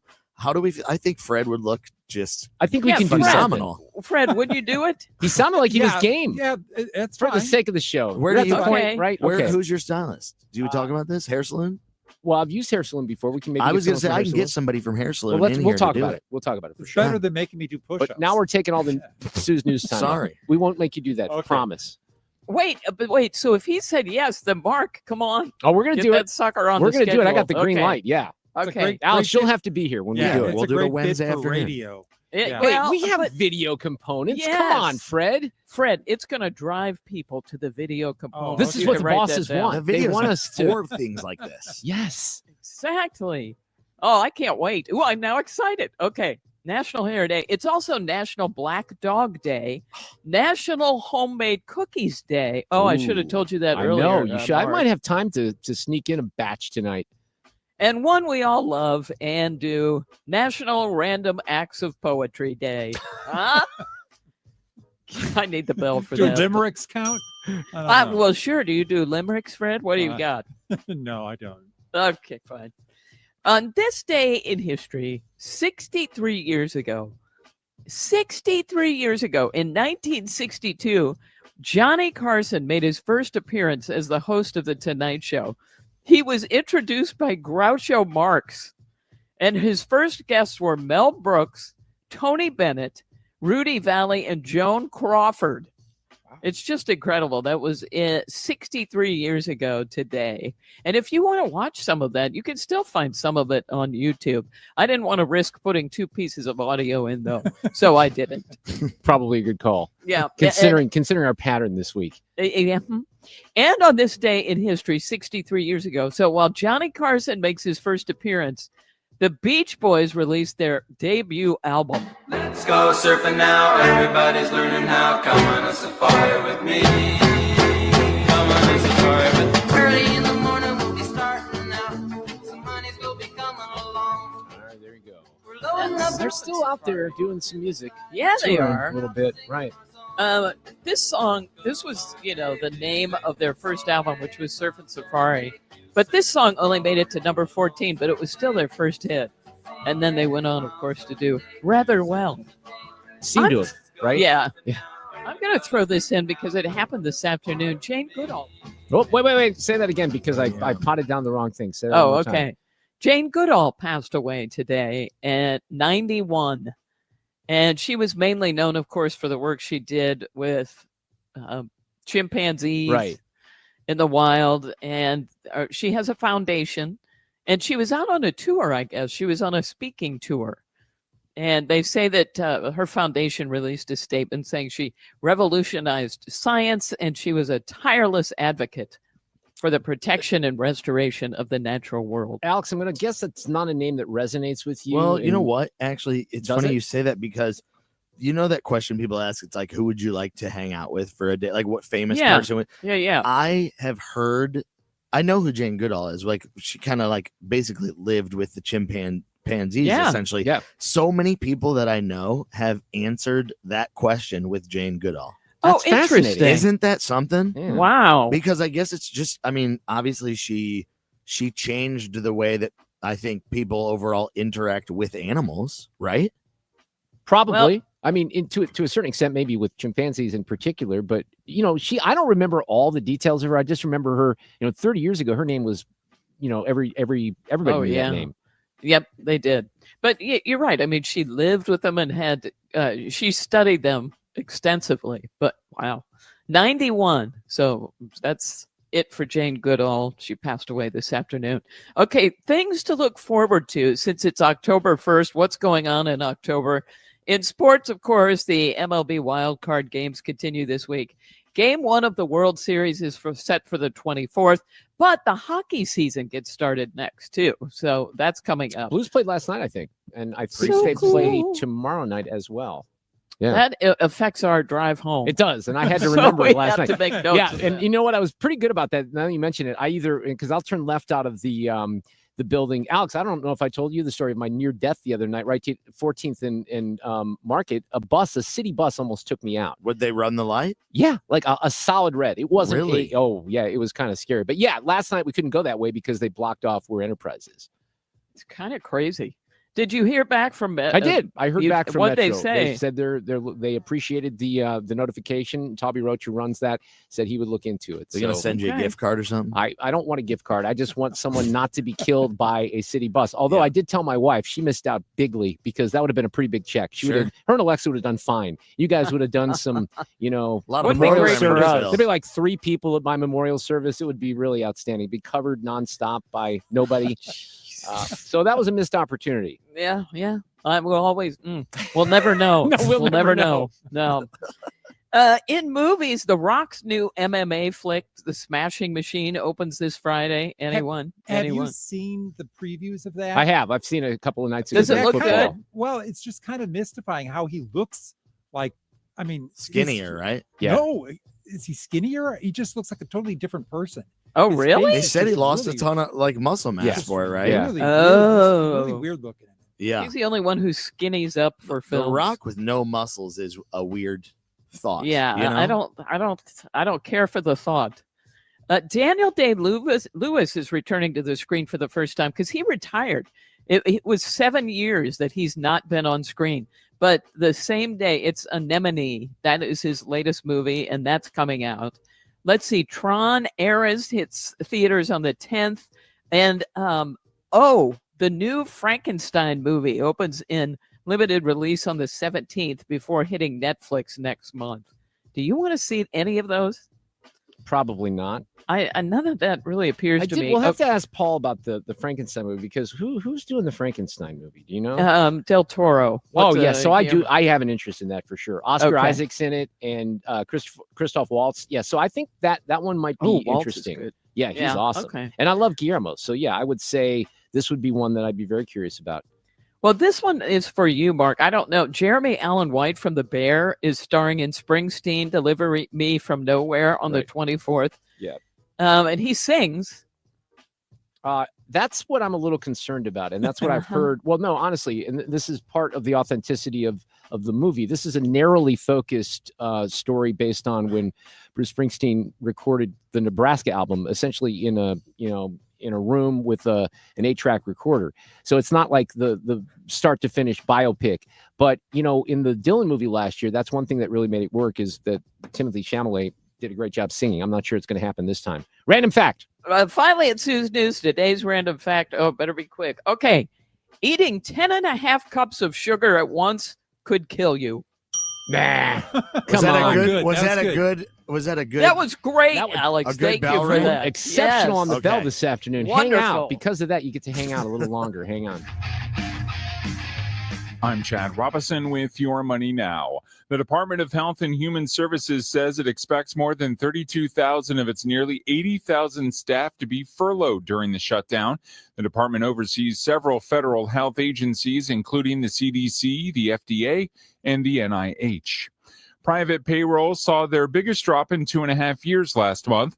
Companies reportedly lost a seasonally adjusted 32,000 jobs, the largest slide since March of 2023, according to ADP. Amazon today announcing the expansion of its private label grocery lineup with the launch of a new brand aimed at price-conscious shoppers, with most products priced under $5. On Wall Street, stocks were higher today, with the Dow gaining 43 points, the S&P 500 added 22, and the tech-heavy Nasdaq was up by 95. Crude oil futures for November falling close to 1%. They're currently above 62 a barrel. That's Your Money Now.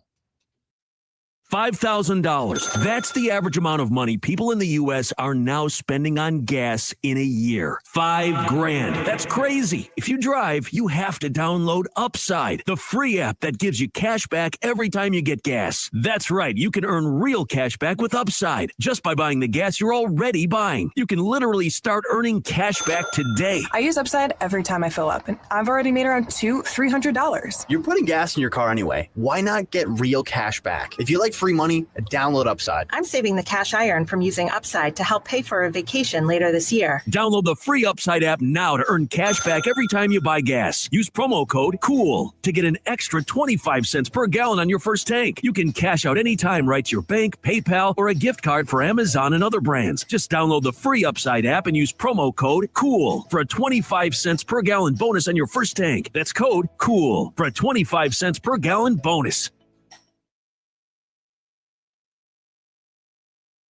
You hear that? That's the sound of your business losing money. Legacy phone systems weren't built for today's teams. Quo, formerly OpenPhone, gives your business a smarter way to stay connected. Quo lets you manage calls, texts, voicemail, and contacts all in one place so that you can deliver a seamless customer experience from ring to... Need to take calls on the go? Quo automatically transcribes, summarizes, and highlights next steps from every call, so you never miss a detail. Need insight into what closes a sale? With Quo's AI call tags, you can instantly spot key topics like objections or pricing questions and use those insights to level up every customer interaction. And yes, you can bring your existing number with you for free. Keep your team in sync and your customers happy with Quo. Quo. No missed calls, no missed customers. Try Quo for free at quo.com/free and get 20% off your first 6 months. That's quo.com/free. QUO.com/free. Do you know how to handle your money in retirement? Because this is not a situation where you can just say, well, I guess you know what? We'll figure it out as we go. No. You have got to have a written retirement financial plan in place. How else can you know that you're going to make it with what you've got through retirement? Oh, my goodness. I just like to get a handle on things by understanding how they work. And that's why I like financial and tax architects. And that's their idea as well. Their idea is let's put on a class. We're going to call it Retirement Planning 101. And adults, of course, can come. It's 2.5 hours at a college locally. And we'll go over some of this stuff. Here's how to reduce taxes in retirement. Here's how to maximize your income. And then you can sit down with them if you would like and come up with a plan for you based on your values and what you've got. And then you will know that you can make it through retirement with your money. So call them today, 314-888-5101, 314-888-5101, and go to a class and feel better. It's time for a $98 furnace tune-up. 4:33. This portion of the show is sponsored by Jerry Kelly Heating and Air. For details and a list of all station contest rules, visit www.971talk.com/rules. Built in the heartland, for the heartland. 97.1 FM Talk, St. Louis Conservative.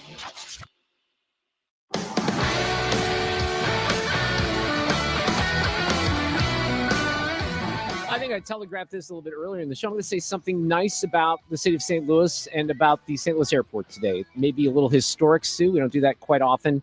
But I'll also say something negative about our local paper, and I think I could get a lot of agreement here. So they have a story that's up there because they announced today that we have a new flight on British Airways to London.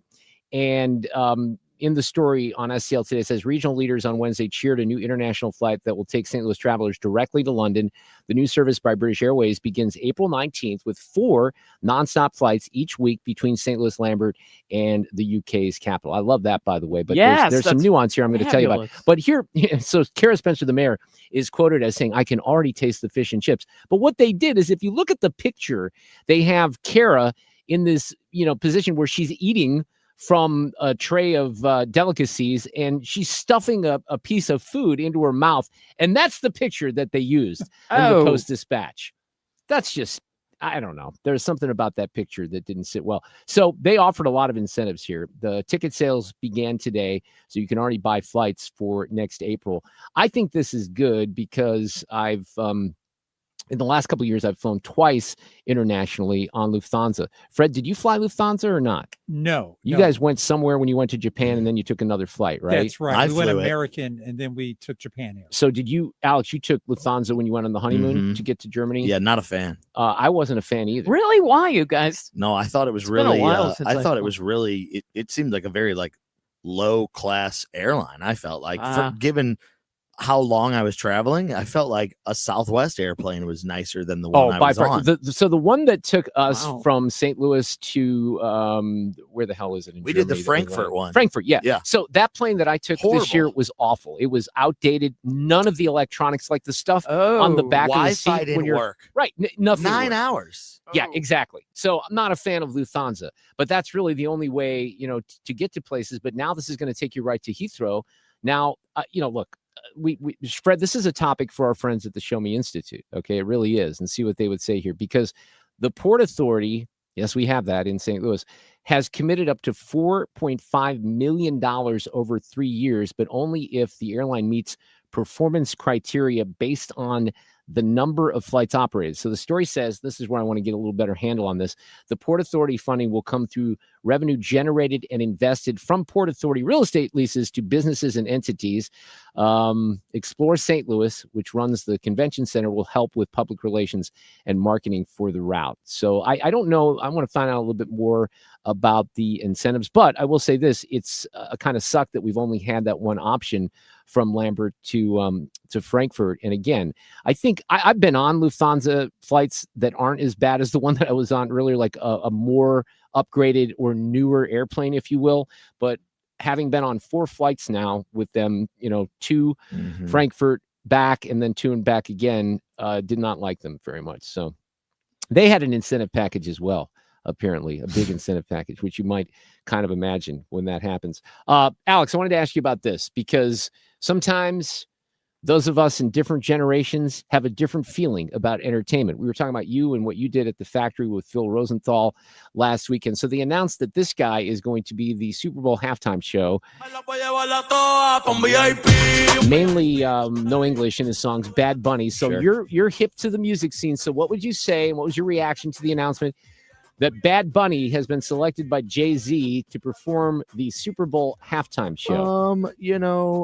I don't hate Bad Bunny. I'm not like overly thrilled personally about it, just because it's like it is. There's some songs that are just mainstream and they're great, but I have no idea what he's saying in them. I don't know. I think this was. I mean, I know this is the non-political hour, right? When I come on, but it does seem like more than just the music here. I think that Jay-Z in charge. Yeah. Jay-Z in charge of the of the halftime show, and Bad Bunny doing 0 concerts in the United States other than this one. I think that to me seems like more of the pick and the draw than the actual music itself. Now, don't get me wrong. Like, Bad Bunny is a mega superstar internationally. I pointed this out yesterday. But certainly not for the NFL crowd, I would have to guess, right? No. I mean, Bad Bunny is arguably definitely top 5, I can't international. I can't take it anymore. Okay, I think he's top 5 internationally like known artists among people my age, my generation. But again, yeah, I think that it seems like, maybe it's for getting ratings for the halftime show, and they are going to bring a crowd to watch it that international probably crowd, right. does not normally watch the Super Bowl. Right. I was trying to look at it from a different perspective, but can we get, I wonder if there's, what does Jay-Z do? Does he sit in a room and sip on a little coffee with a team of people, and they have a little board up there, like a whiteboard, and they're using the dry erase board, and they're putting things up there, and the dry erase board ironically is white, but none of the artists that they put up on the dry erase board would be white. What did Bad Bunny say about him coming here? What did he say? Well, he wasn't going to do his U.S. tour because he's worried about ICE arresting his audience. Apparently, his audience consists strictly of people who are not legally here in this country. So no one was a fan of Big Bunny. Big Bunny. I like that name better. I like Big Bunny better. No, I'm going to start calling him Big Bunny. Okay. No one was a fan of Big Bunny until Biden let 12 million illegals over, and then he had a big fan base here in this country, I guess. His fandom really How can you uptick. sound like an old person more by calling him Big Bunny? It's like the Progressive commercials where you start acting like your mom and dad, right? Judy Reardon's pretty good about that, like calling things by the wrong name. You've never bawled out Oreo, your bunny, by saying Bad Bunny? Oh, I have. Believe me, I Gonna have. start calling him Big Bunny. Sue, when Alex played collegiate sports, I played a little bit of high school sports, but then I did, beer league softball until I quit drinking when I was 25. I've, done a couple of little 5Ks and stuff like that. I used to ride my bike very seriously, and I don't do that anymore. But there was a story that was in Inside Hook a couple of weeks ago that I saw. And Fred, I don't know what your answer is going to be, but it was, when did you stop playing sports? It matters. There's a certain age most Americans call it quits, but the longer you delay, the longer you live. And they start by saying that there was a claim a few years back that was very bold and probably not accurate, but maybe it was 95% of adults over the age of 30 will never sprint again. 95%.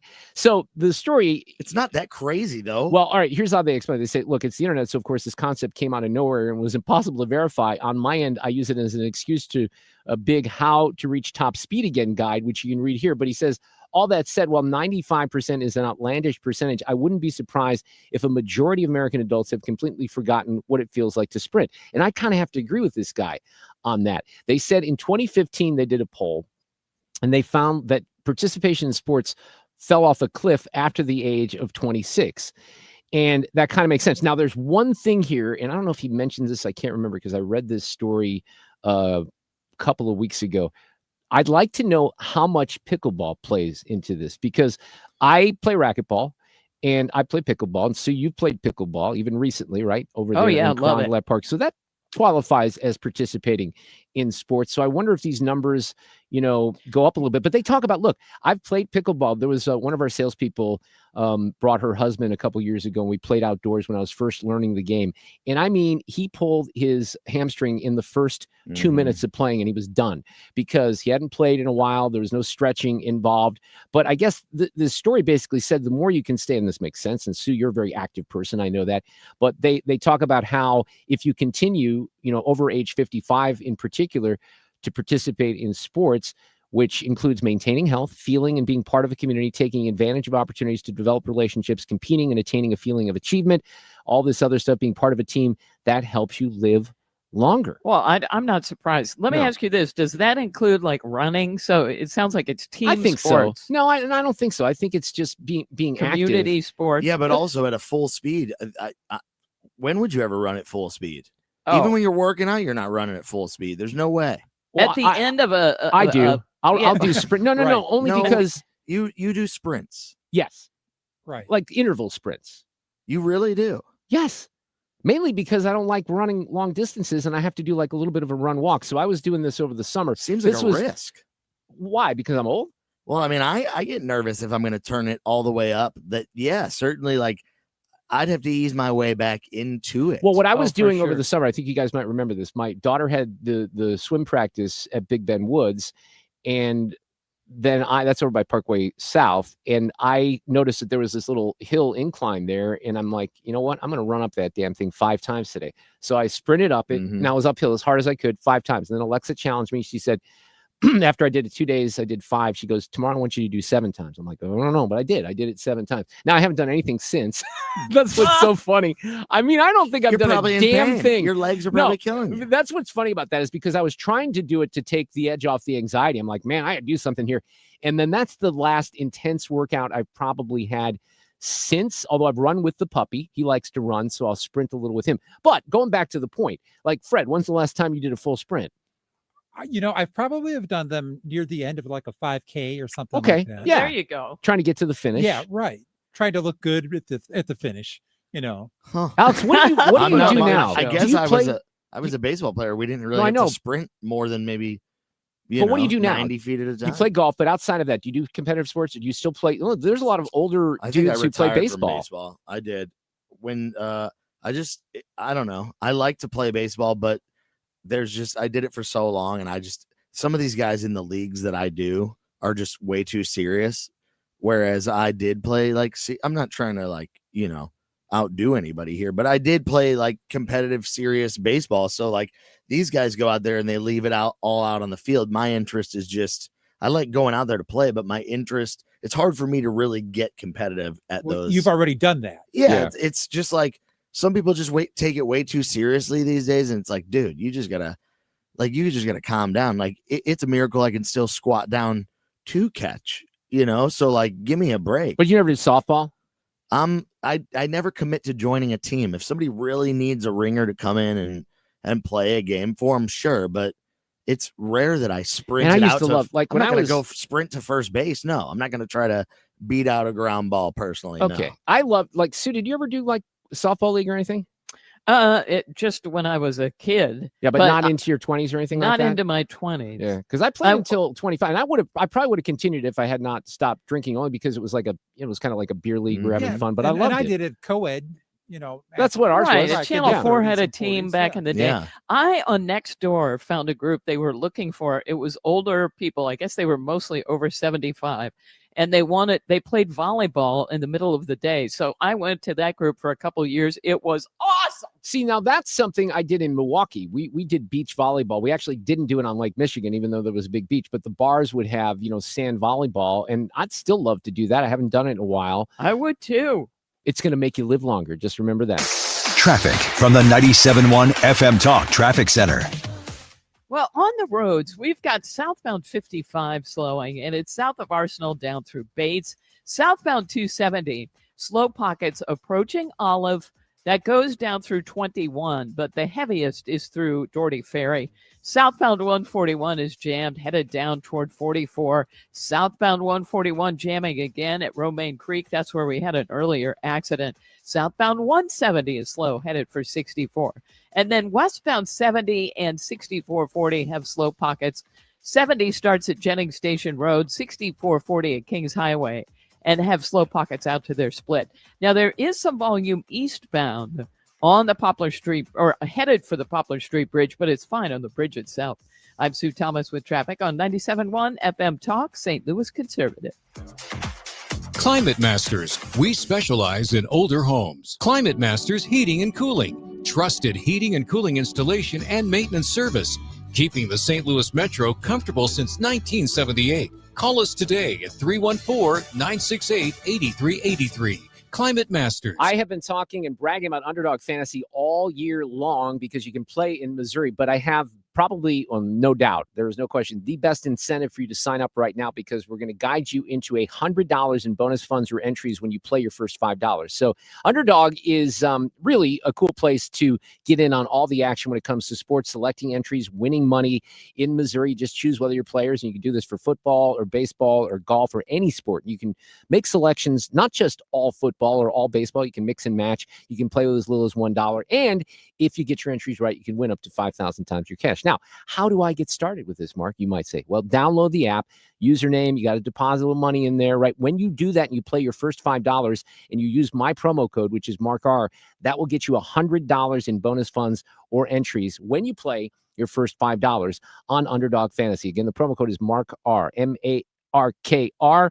Underdog, make plays, win money. Must be 18 plus and present in Missouri. Terms apply. See assets.underdogfantasy.com/web/playing. Get terms _DFS_.html for details. Concern with your play, call 800-GAMBLER or visit ncpgambling.org. Join us October 23rd at Lit Cigar Lounge as we celebrate 25 years. Enjoy drinks from Lore Wine and Spirits, Old Dominic Distillery, and Rayburn Wines, plus live music by Pretty Weeds and more. Tickets at 971talk.com/events. Presented by Rhino Shield and U.S. Men's Medical Center. Let Banner Construction show you what a difference James Hardy can make to your home.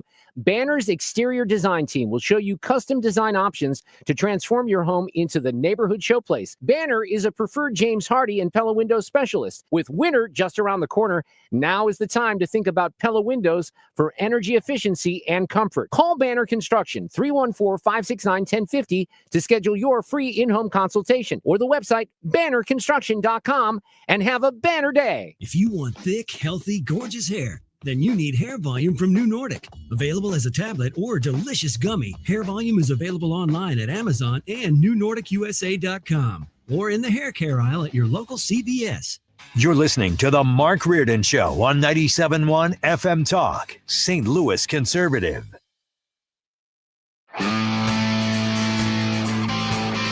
Duane Patterson from the Duane's World Podcast and hotair.com after the top of the hour. Fred, you looked confused. Am I not right about that? Oh, no, you're right. Okay. Geez, you scared the hell out of me because every once in a while I say something and Fred's like, wait a second, I don't think that's right. You just reminded me that I need to text him to remind Oh, him. okay. All right. I was worried here.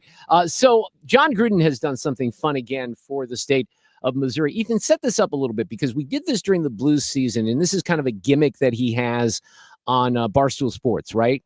Yes. So John Gruden, I don't know how exactly this started, but at some point it started just with, I guess, one school sent him a box of their gear, and he just talks great about the school and shows off all this gear that he has, Like the and swag. talks about the school and the team that, sent him all the stuff. And you mentioned it not long, I guess it was before the playoffs for the Blues. Actually, during the playoffs, the Blues sent him a box. He's talking about all this gear, about the team, how much he loves them. Getting people fired up. Happened with the Cardinals as well. Well, the newest team in the general area for that to send a box to him was the Missouri Tigers. So Coach Drink and the Tigers sent him a box. He opened it up today. The Missouri Tigers, black and gold. And what a tradition they have. Let me tell you. You know their mascot is a tiger. His name is Trumaine the Tiger. He's named after Harry Truman. I know this because he's been named Mascot of the Year 3 times. Now, I don't know who votes on that, but if I had a vote, I would vote for him. Anyway, he worried me there when he said Trumaine, and then so that was confusing to me that he said Trumaine, but he goes into, thanking Coach Drink. Led by head coach Eli Drinkwitz. What a job he's done. Yes. And what a football tradition at Mizzou. I mean, when my dad coached at Notre Dame, the head coach was Dan Devine. Dan Devine won 93 games at Missouri. There you go. Missouri. Warren Powers. Don Farrow. 101 victories. Look at that Missouri Tiger right there. You like that? I do. Missouri Tigers. Frank Broyles coached there for 1 year. I mean, they had Larry Smith, Bob Stoll, a lot of guys have come through there, but nobody has really got the program this excited since Eli Drinkwitz. There's a Bob Stoll reference in there. He was the coach, by the way, when Mizzou played Colorado in the 5th down game. And then he gives a shout out. I mean, look, Ahmad Hardy is just incredible talent. And let's hope he runs for like 300 yards against the Tide next weekend. Have you seen the running back they got there? Ahmad Hardy, we honored him a couple weeks ago. I mean, he's a combination between, I don't know, Marshall Faulk and God. This guy's unbelievable. You know who else went to college at Missouri? The actor, Brad Pitt. Can you imagine that? He's walking down Missouri and Columbia thinking, hell, I don't know what I'm going to do today. Look at Mizzou football. He also at one point gives a shout out to Sheryl Crow. And I love this little nugget. I remember this from 30 years ago. So Sheryl Crow did an interview with BXR Radio, which was a station still on the air that I was there in Columbia when the company that I worked for put it on the air. And Sheryl Crow told the story. So mind you, this is Brad Pitt's pretty famous at this point. She is too. I'm guessing right around 1993 or 94. And she says they used to do these things. Alex, I can't remember. Were you in a fraternity at Indiana? I was. Okay. HEO. So they used to do these mystery date things. I went on one when I was a college student. So it was kind of a fraternity sorority thing. And it was like a blind date. Sheryl Crow said that she went on a mystery date long before anyone knew either of them would be famous with Brad Pitt at Mizzou. And at that point, when she told the story, they had never seen each other again. I'm guessing that they have crossed paths by this time, but I thought that was kind of an interesting little nugget. And then one more cut here from Gruden. You know who the quarterback is right now at Mizzou? Yeah. Bo Prabula. Get to know this name. Bo, say it again. Bo Prabula. Prabula, man. Can you imagine this kicking your butt? Mizzou getting ready for Alabama. What a game that is going to be. I got to coach Drew Lock in the Senior. Yeah, he said he got to coach Drew Lock in the Senior Bowl. So he was amazing. And I don't know, because I love Coach Gruden. First of all, it's ridiculous that he's not an active coach right now in either the college ranks or in the NFL, but he went deep into some Mizzou football references there. I mean, beyond even Bob Stoll, I was really impressed with his knowledge. Yeah. So I don't know if he did some notes or he did a little homework or if it just comes to him naturally, which I think part of it does, a combination of both. Probably a little bit of both. Right. He's been around football his whole life. There is no reason he shouldn't be coaching in the off season. He mentioned that he would love to eventually end up at an SEC school. Yeah. Arkansas just fired their head coach. Keep an eye for it. Did they real? When did Yeah, that Sam happen? Pittman last week. They fired him last week? Oh, I Mhm. didn't know that. Yeah, so it's who's the old Petrino? Yeah. He's gonna be the interim. No way. I missed that story. Yeah. Didn't he get in some trouble at one point or another? Yeah, he Mhm. did. How Yeah. about that? There was a lady So, involved hey, in a motorcycle. boy, Yeah, I or something thought like so. Wouldn't that wasn't be? there? I thought so. Who knows? Maybe Gruden to Arkansas. That'd be interesting. Yeah, I don't like it though, because know then we you have to don't like compete it. against him. But I do love that guy. And if you want to watch, the whole bit is like 7 minutes, right, Ethan? Yeah. So I put it up. It's on Barstool's website, or I guess John Gruden's site on Twitter, yeah. at Mark Gruden KFTK. If you want to watch it, if you're Mizzou also put it out. as yeah, well. it's really Yeah. good. I mean, he does. I wish we could play the Some whole good thing. gear Man. too. You mentioned where's that gear? You wish you could have some of I mean, it. the box of swag that he Well, if they're gets. listening now, maybe Mizzou could send a box of swag to Mark Reardon. I'm sure Coach Drink is listening this very moment. Don't you Alex, think? great to see you. Great to see you. We'll see you next week. Traffic from the 97.1 FM Talk Traffic Center. If you are traveling through North County, things look great. Westbound 70, though, out of downtown, slow pockets, Jennings Station Road out through Wentzville. And westbound 44 is pretty slow, headed into the depressed section there in front of the Arch grounds. We've got eastbound 64 lining up, headed for the Poplar Street Bridge, but it's not bad on the bridge itself. 6440, a slow go, Kings Highway in pockets, and that goes out through the 70 split. Southbound 270, never really recovered from an earlier accident, and we're left with some slow pockets, mainly from Olive all the way down through 21, and southbound 141 is jammed at 44 and headed for 21. 55, the usual volume as you head on down toward Bates in the construction zone there. I'm Sue Thomas with traffic. This report is brought to you by Point with an E Pest Control on 97.1 FM Talk, St. Louis Conservative. Tired of mice? Point Pest Control finds their entry points, eliminates the infestation, and seals them out for good with our exclusion services. Mention Annie to get 10% off on top of any other special. Call 636-798-0023. Visit Point with an E, pointpestcontrol.com. Celebrate the spooky season with Zero Res and get 3 rooms of carpet cleaned starting at just $129. You can take 15% off your air duct and dryer vent cleanings. Book online at ZeroResSTL.com and take advantage of the saving. Hi, this is Steve Butts with the Crawford Butts Insurance Agency. I know we're all experiencing sticker shock when you get your insurance premium. Now more than ever, you need an independent insurance agent to find the best value for your family's insurance needs. Crawford Butts, family owned and operated for more than 60 years. Please give us a call at 314-752-2500 or at crawfordbutts.com. Sometimes it seems all lawmakers do is tax and spend. That's why Missouri voters passed the Hancock Amendment in 1980 to place a limit on what the government can do with your money. But the Hancock Amendment is outdated. It hasn't provided a taxpayer refund since 1999 and probably won't without reform. That's why Missouri needs a taxpayer Bill of Rights. Colorado has one, and taxpayers there have received more than $8 billion in refunds. It's simple. There should be limits on government spending and refunds when there's a surplus in the state budget. A taxpayer Bill of Rights constitutional amendment would help limit the growth of government. Missouri's budget has nearly doubled in the past 5 years, yet the state lags far behind states like Colorado in economic growth. The Hancock Amendment was supposed to protect taxpayers. Now it's time for an update and a taxpayer Bill of Rights. After all, it's your money. Learn more at showmeinstitute.org. The Show Me Minute has been brought to you by Show Me Institute and Show Me Opportunity.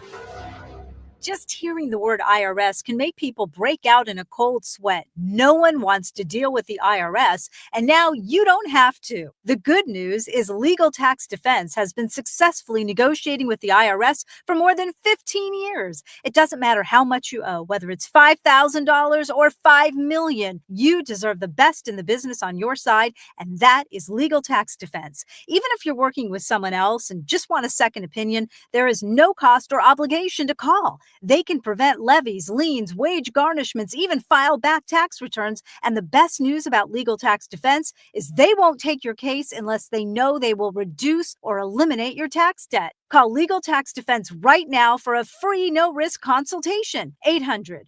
800-284-1238. 800-284-1238. You have nothing to lose, but everything to gain. 800-284-1238. The latest on the Schumer shutdown, just around the corner. KFTK FM Florissant from the Kaufman Townsley St. Louis's Injury Lawyers Studio. Call 314-500-5000. That's 314-500-5000. All on the free Odyssey app. Pointing on Capitol Hill. I'm Lisa Lucera, Fox News, as Democrats and Republicans blame each other for the government shutdown. This government shutdown is no doubt going to impact everyday Americans, and it is the fault of the Democrats that we are in this position. White House Press Secretary Caroline Leavitt. Democrats have repeatedly made clear we are ready to sit down with anyone at any time and at any place in order now to reopen the government. House Democratic leader Hakeem Jeffries, one of the Democrats, demands an extension of the Affordable Care Act subsidies that'll expire at the end of the year.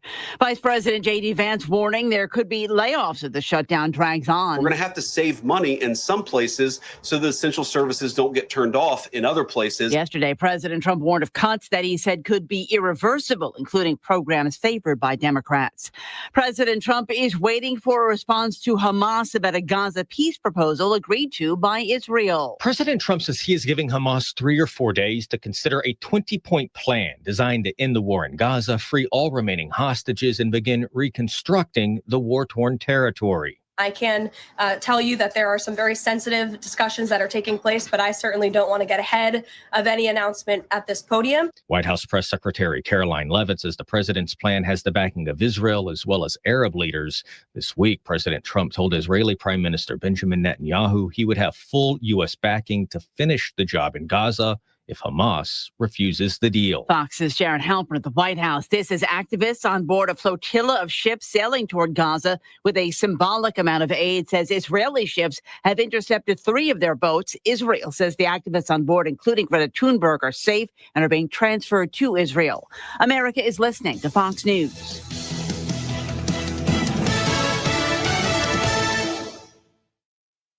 As a mom, comforting my family is what I do best. Vicks Vapor Stick provides soothing, non-medicated Vicks vapors in an easy-to-apply stick, and it dries fast, so there's no mess. I use it to comfort myself and my family. Thanks, Mom. Vicks Vapo Stick, soothing comfort for the whole family. And try Vicks Vapo Shower Max for steamy Vicks vapors when you need more comfort for yourself. Use as directed.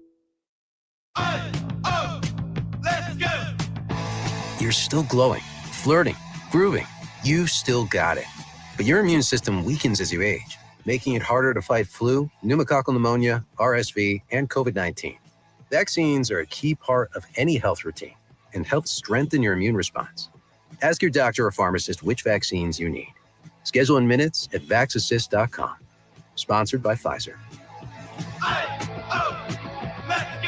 Air Comfort Service, heating, cooling, and insulation, weather. Weather patterns continue to be stuck from coast to coast thanks to the 2 hurricane systems out in the Atlantic. That keeps our weather quiet with high pressure. A few clouds around tonight, dropping into the upper 70s this evening, 64 for the low. Thursday, sunny skies, 88. Clear skies, 65 Thursday night. Friday, again, sunny and 88. Saturday and Sunday, sunny. And guess what? 88. This is 97.1 FM Talk. Chief Meteorologist, Dave Murray. This hour of the Mark Reardon Show is sponsored by Gamma Tree Experts. Your trees deserve the best care. Call Gamma Tree Experts. This is the Mark Reardon Show on 97.1 FM Talk. Every Republican who's gone on TV the last 12 hours or so has called this the Schumer shutdown. What do you say about that name? Senator Schumer, can you hear me? I can't hear. Senator Schumer, can you hear me? I don't think Senator Schumer can hear me right now. Maybe the government shutdown included audio on Capitol Hill. A little joke there from John Berman on CNN. They do some things that are funny every once in a while. Duane Patterson is here from the Duane's World podcast and also a contributor to hotair.com. How are you this afternoon? I'm doing great. As this whole thing is developing, I've been actually kind of working as I were producing a radio show. I've been actually working on my column for Hot Air for tomorrow, and it's. You remember the old 1956 movie, The Ten Commandments, the Cecil B. DeMille one, with Pharaoh and Moses. I may have seen that 45 years ago. Yes. Okay, well, I'm a traditionalist. I watch it every year around Easter because it's on. I don't know. It's tradition. Anyway, sure. You remember when Pharaoh let the Hebrews go, and they're off in the wilderness, and he's sitting in his throne next to Queen Nefertiti, his wife, and she says, "Do you hear laughter, Pharaoh?" In mocking and derision because of the decisions he's making and the course he's taking. She's bitter because they just lost her son. All this. Do you hear laughter, Pharaoh? That's what we're hearing in D.C. with Chuck Schumer, because whether it's what you just played, which I'm going to include in my piece tomorrow because it's a very funny, but even CNN is mocking Chuck Schumer because he's doing the Seinfeld shutdown. It's a shutdown about nothing. I mean, you really can't point to what he's doing other than he thinks if he can out AOC, that New Yorkers will like him in the primary next year. I got a newsflash for him. He's going to lose anyway. Yeah, that's true. I don't know if he gets nothing out of it. Yeah. Well, okay. Let's kind of break down what they claim that this is about, because what they claim that this is about is the Obamacare subsidies, which really have nothing to do with the CR that expire at the end of this year. Speaker Johnson's point is you're talking about a policy point that we will deal with in December. This is something different. Chuck Schumer voted for this very same spending level in March. Now, he was heavily criticized by Nancy Pelosi and others because he did not extract anything from the other side. But what reasonable, legitimate path to use whatever leverage they really don't have could come into play here to end the shutdown from the Democrats' perspective? I don't see how they get out of this without caving. Well, and they're going to cave. I mean, see, that's the thing. Whenever there's been a shutdown or a filibuster or any kind of blockage, enough pressure builds up that blockage almost inevitably caves, and it serves to just be a delay. And that's all that happens, right? I mean, eventually the system ends up righting itself, and you don't have a government shutdown for 5 years on end. It just doesn't happen. It goes for a while, and eventually the side doing the blocking, they lose enough support where it falls apart, right? I mean, that's what happens. Here's what happened in this one. They weren't even in lockstep on the first vote to bring in the shutdown.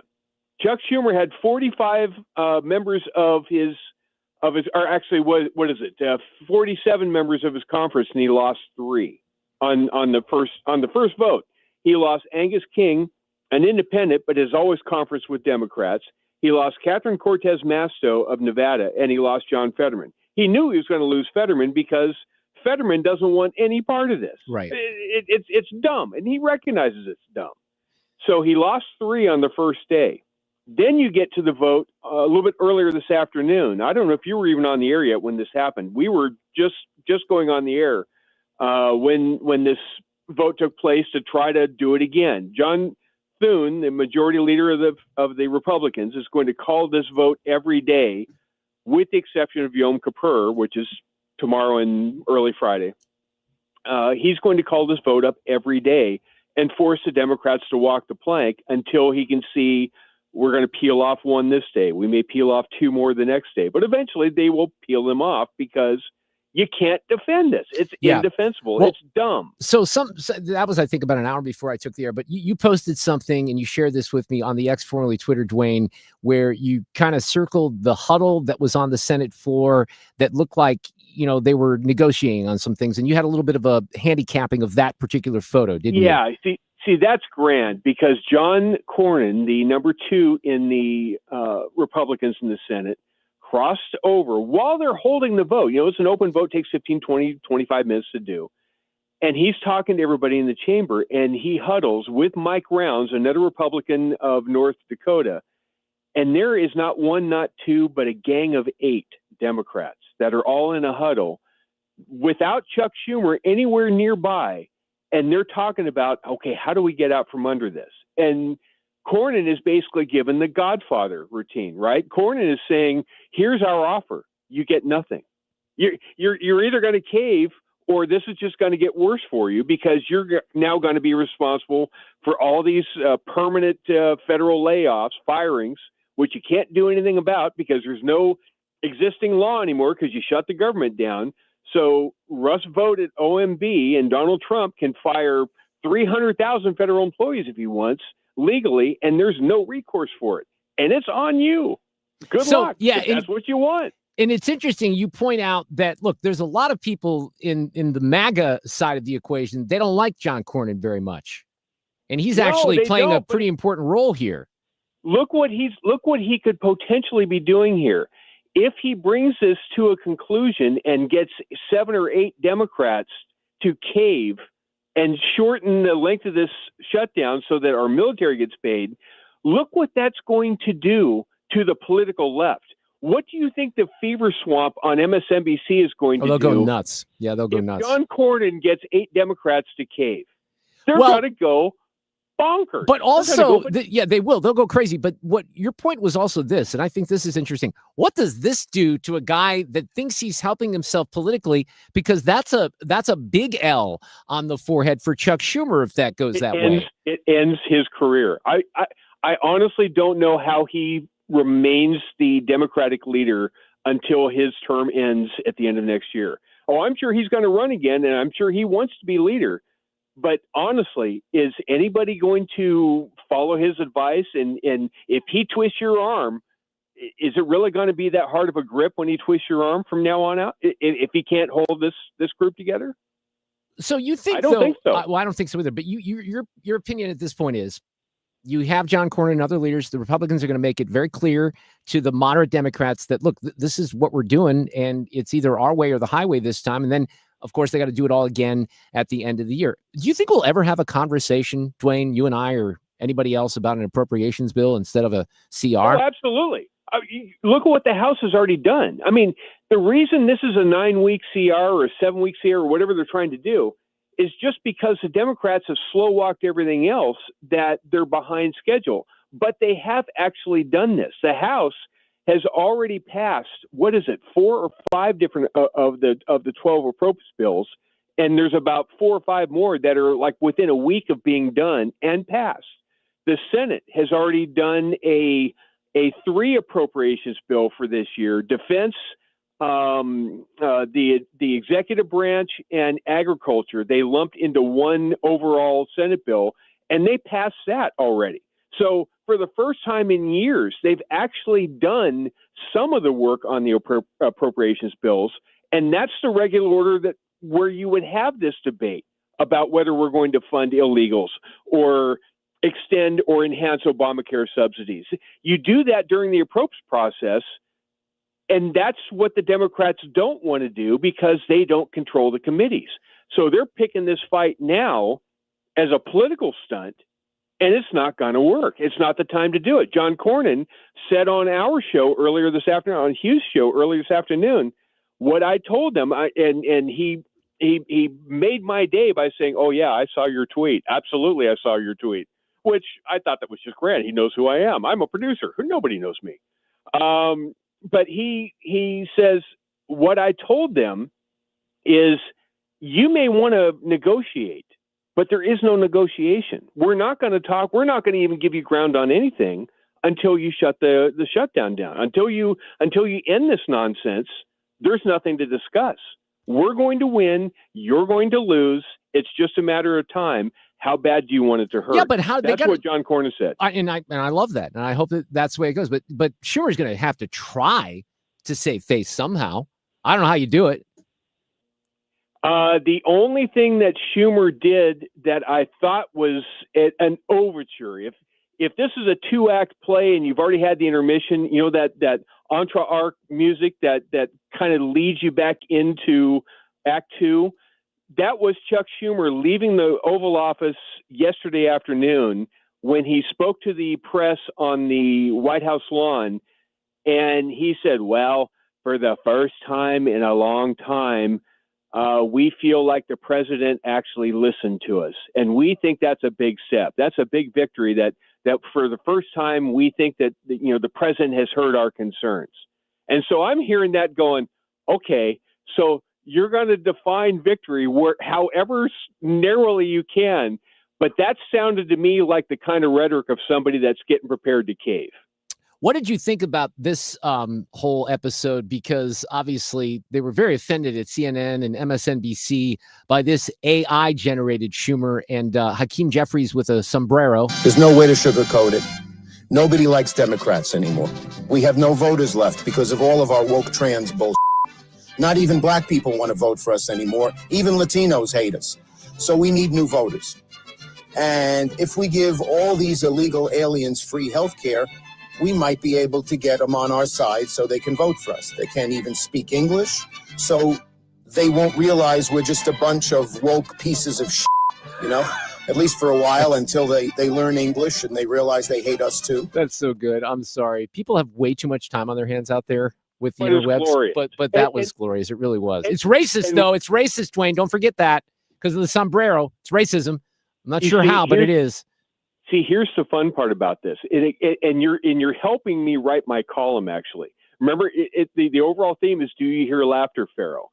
So, at the White House press briefing today, Vice President J.D. Vance shows up and starts to brief the media alongside Carolyn Levitt, and J.D. Vance is just so gosh darn smooth and articulate in how to do this, and he is taking the media on one right after another. Portraying this rightly as Schumer shut down, using facts, reason, very succinct, doing his thing.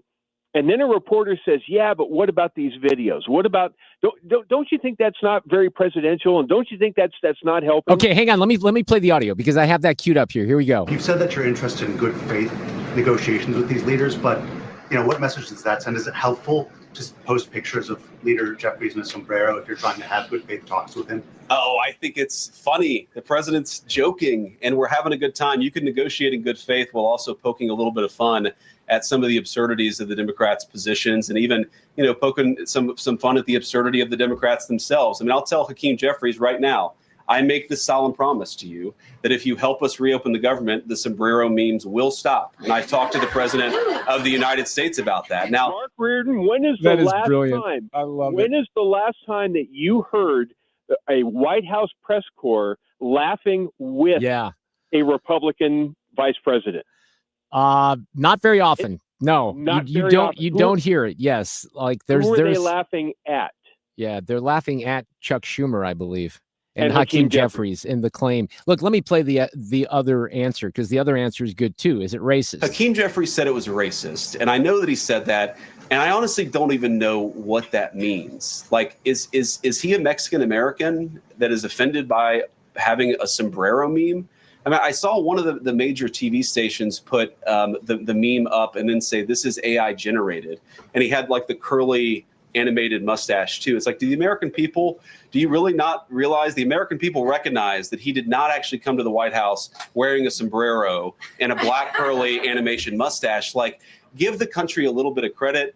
We're all trying to do a very important job for the American people. The president of the United States likes to have a little bit of fun when he's doing it, and I think that's okay. So piggybacking off of that, think about this for a little bit, because I think that what J.D. Vance accomplished in that room is a great representation of the authenticity and the connection that he and Trump have with the American people. Because who amongst the Democrats, outside of Fetterman, all right, is there one Democrat that can shoot the you-know-what with reporters in the room, sound natural doing it, not pulling from sound bites, being authentic, keeping it real, calling balls and strikes? Who is that Democrat that can do that? Now, there's a couple of talented people out there like Andy Beshear in Kentucky and Josh Shapiro in Pennsylvania, but the way that he is so comfortable in that setting and never has to stumble over his words like the word salad we experienced for 4 years, it's really impressive.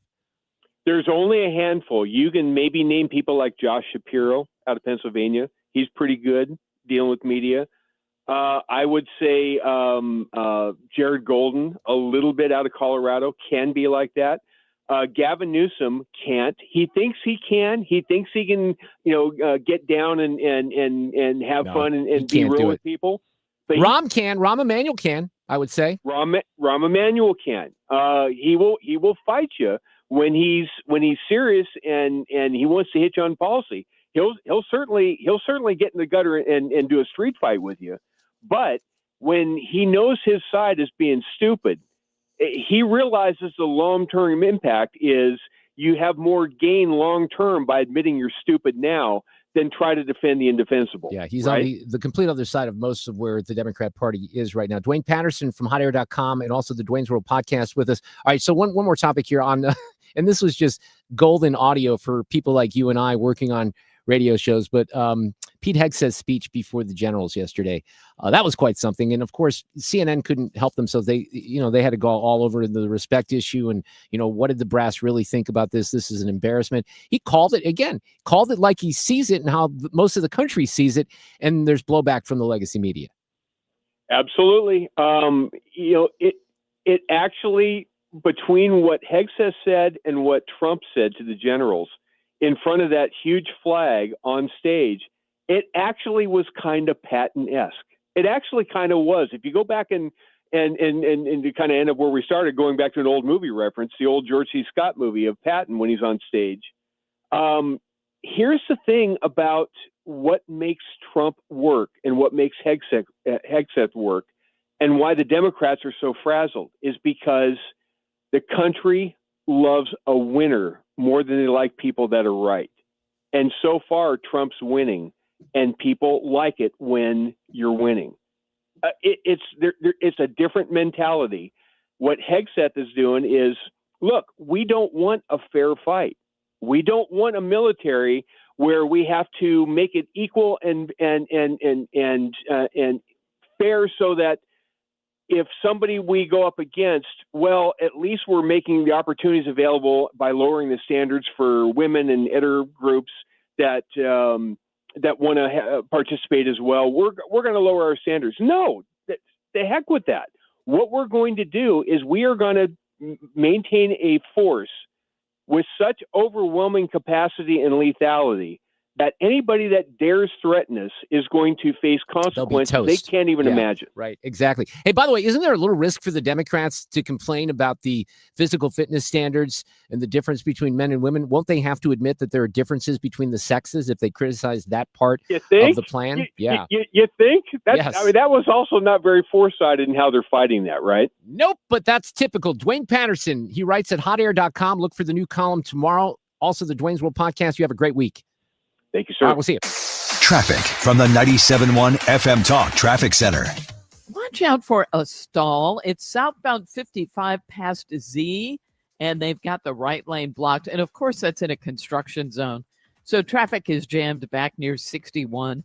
Other than that, it appears to be kind of the usual volume. On westbound 40, it starts at Kings Highway, slow pockets out through the 70 split. 70 westbound, moderate volume, Jennings Station Road, past the airport, in pockets on out. Now, on Olive, there is an accident reported at Old Bonham, and that's really creating a jam in both directions. Southbound 170 jams at 64, and southbound 270 has slow pockets approaching Olive down through 21. I'm Sue Thomas with traffic on 97.1 FM Talk, St. Louis Conservative. Sponsored by Gloria Lou with your home sold guaranteed realty 314-325-6888. Need to sell your home and you want the most money? The name to remember is Gloria Lou. Yes, Gloria Lou with your home sold guaranteed realty at 314-325-6888 and start packing. I've been talking about Michael's Flooring Outlet now for 5 years, and I've said this in the aftermath of the experience that I had with Mike and the team a year ago is when they were, it was right around Halloween where they put some hard flooring into some rooms that had carpeting. It's kind of fun to do the project because they'll get involved with their expertise. I always recommend going into one of the stores. Now, if you're familiar with what you want, you don't have to do that. If you've got a product in mind, something great from Mohawk or one of the other product lines that they have everything that you could think of. And your selection is going to be different than mine because you might not have 3 cats, 2 dogs, and a bunny roaming around and a 10-year-old around your house. They'll get you into the best flooring for your lifestyle and for your price point. I will emphasize this because it sort of surprised me. You think that flooring projects are immensely expensive. They can be. You can certainly go crazy, but they can do this on a budget. And the look and feel of the flooring is really stunning. The technology has come a long way. And the team at Michaels has experience to guide you in to the proper products. So they're open 6 days a week, just closed on Sundays in Old Town St. Peter's, in Darden Prairie, and in Creve Coeur on Olive. The website, igotfloor.com, Michaels Flooring Outlet. Hey, it's Mark Reardon. If you're nearing retirement or already retired, call my friends Thomas Helbig and Bob Kershaw with the Retirement Advisory Group. They'll show you how linking to the market is much safer than owning the market for your retirement savings. They're the official financial advisors of my show. Go to retirementkey.com. When you're approaching retirement, there are a lot of questions to answer. Do you have enough money to fund your income for life? How should you claim Social Security? And what's your plan for health care and long-term care? Hi, I'm Eric Robert, Director of Investments with the ClearPath Wealth Management Group at Stifel and host of On the Money Saturday mornings at 11 on 97.1 FM Talk. Don't leave your retirement to chance. It's crucial to understand and address relevant risks before you retire. Our team can help you get organized, guide you through critical retirement decisions, and create an investment portfolio designed around your needs. To schedule your free retirement plan consultation, go to clearpathinvesting.com. That's clearpathinvesting.com, or call us at 636-695-2650. That's clearpathinvesting.com or 636-695-2650. Stifel Nicholas and Company Incorporated, member SIPC and NYSE. I'm John Morgan of Morgan & Morgan. Our firm handles hundreds of crash cases involving semi-trucks every year. A crash case involving semis is much different, and if you don't know what you're doing, you can leave lots of money on the table. Many times there is separate insurance for the cab and for the trailer. Sometimes there are actually layers of other insurances and excess insurance that some lawyers may not know about because they don't see that many cases. We see these cases every day. Also, there are federal laws governing the hours a driver may drive in a 24-hour period and logs that are required. A crash case involving a semi-truck is a totally different animal than a simple car crash. We have lawyers who only handle these cases. It's all they do. Rolling the dice with the wrong law firm can be disastrous. Call us on your cell phone at Pound Law, pound 529. It's so easy. Injured? Dial Pound Law or visit forthepeople.com for an office near you. From politics to pop culture, Reardon breaks it all down. 97.1 FM Talk, St. Louis Conservative.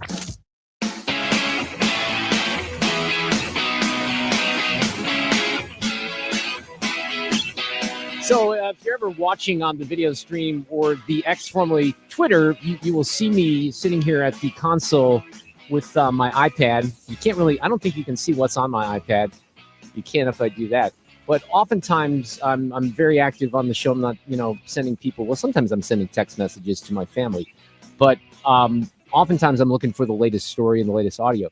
And that brings us to this. So I'm going to tell you, and this doesn't happen very often. I have not heard what I'm about to play to you, but I saw it on Twitter. I sent it to Ethan and he pulled it. So this is Maxine Waters, who I think is approximately 130 years old at this point, Congresswoman from California, being asked some questions about the Schumer shutdown. Do Democrats want to prioritize the health care of illegal aliens over a government shutdown? Because if the government does shut down, Americans... Excuse me, stop it right there.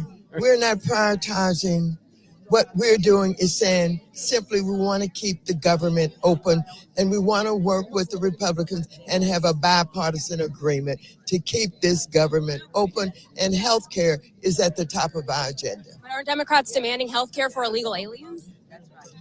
Democrats are demanding health care for everybody. There you go. At least she's honest. We want to save lives. We want to make sure that health care is available to those who would die, but having the help of their government. So you're good with the government shutdown, even if it means giving health care to people who aren't American citizens? Well, that's what you're pushing on. What you're trying to do is you're standing here and you're trying to make me say that somehow we're going to put non-citizens over Americans. Quit it. Stop it. This is the kind of journalism we don't need. No, I'm just you're asking divisive. No, you're not. Yeah, no, You're being divisive. No, please. You don't need to ask that question. You're just trying to get controversy here. You're not going to get it from me. We want to save health care for all people. Thank you. Thank you, Congresswoman. Okay, well, I think that we know what the answer was there. Now, Caitlin Collins, who is a more professional journalist, I think she would tell you than the last woman that you heard. I'm not sure who that was, but she had sort of a same conversation on CNN with Mike Johnson, the Speaker of the House, but just a little different tone. As you know, people who are here in the United States legally have never been eligible for the Obamacare subsidies, for Medicare, for Medicaid. So what exactly are you saying that they're trying to do when you talk about giving free health care to I'm them? so glad you asked. Okay, so when we passed the One Big Beautiful Bill, the Working Families Tax Cut, we had Medicaid reforms in the bill. You and I talked about it on the air. What we did was to eliminate fraud, waste, and abuse. There were a lot of people on the program who were enrolled in the program who were never eligible to be there. Medicaid is intended for eligible U.S. citizens, not illegal aliens, not also U.S. citizens who are able-bodied workers like young men. So we passed the law. The president signed it into law. Democrats voted against it, of course. And it's been wildly successful. The CBO, the Congressional Budget Office, which is the neutral arbiter of all these things, released a report a few weeks ago, earlier this month. And they said, you know what? The bill has had its intended purpose. All right, but she wants to drag it back to this issue of illegals. So she goes down this route. Premiums are coming down. Listen, because 2.3 million ineligible enrollees have been kicked off of Medicaid, which helps to save the program, prop it up. And $185 billion has been saved already. So basically, what you did was narrow the eligibility for certain people to get access to the ACA subsidies. What they want to do is undo the changes that Republicans made in that. But basically, wouldn't that only affect people who do have legal status, people who are refugee seekers here in the United States, asylum seekers here? Those are two totally different issues. So now they've created this as a new argument that they have as to why they should not keep the government open, but they're arguing a December policy debate for a September funding issue. The subsidies that you're talking about don't expire until the end of December. Yeah, so let's explain that a little bit. This is where they're conflating, and this is what Caitlin Collins was trying to do, and the Democrats are helping her do that. Those are two different issues, but they want to wind them into this issue. So the CR has nothing to do with those subsidies. It was actually ARPA where these were extended. It was done in the aftermath of COVID. They cut the price of what was being charged on the market, and now when they expire, the price goes back up to where it was, which, by the way, is still very reasonable. And there's even a story in the Wall Street Journal about how a lot of the folks, I don't think Mike Johnson's made this point, maybe he has, that are, certainly eligible for their employer plans are not doing them because they can find it cheaper on the Obama marketplace. But that's an issue for December when all this stuff expires. They want to make this part of the argument right now. It doesn't seem to be working. Traffic from the 97.1 FM Talk Traffic Center. On the roads, 55 southbound was a little bit slow. There was a stall, and it was just kind of south of Z. Well, it has turned into a massive delay because it's in the right lane at construction zone. So we have a jam that goes back through Barnhart. Also, some slow-moving traffic headed for Bates. We've got volume on the Illinois side, 5564 at the 70 split. Westbound 70 downtown, little slow, Jennings Station Road and in pockets out through the 64 split. 6440, that's a slowdown that starts right around Kings Highway and then slow pockets out through the 70 split.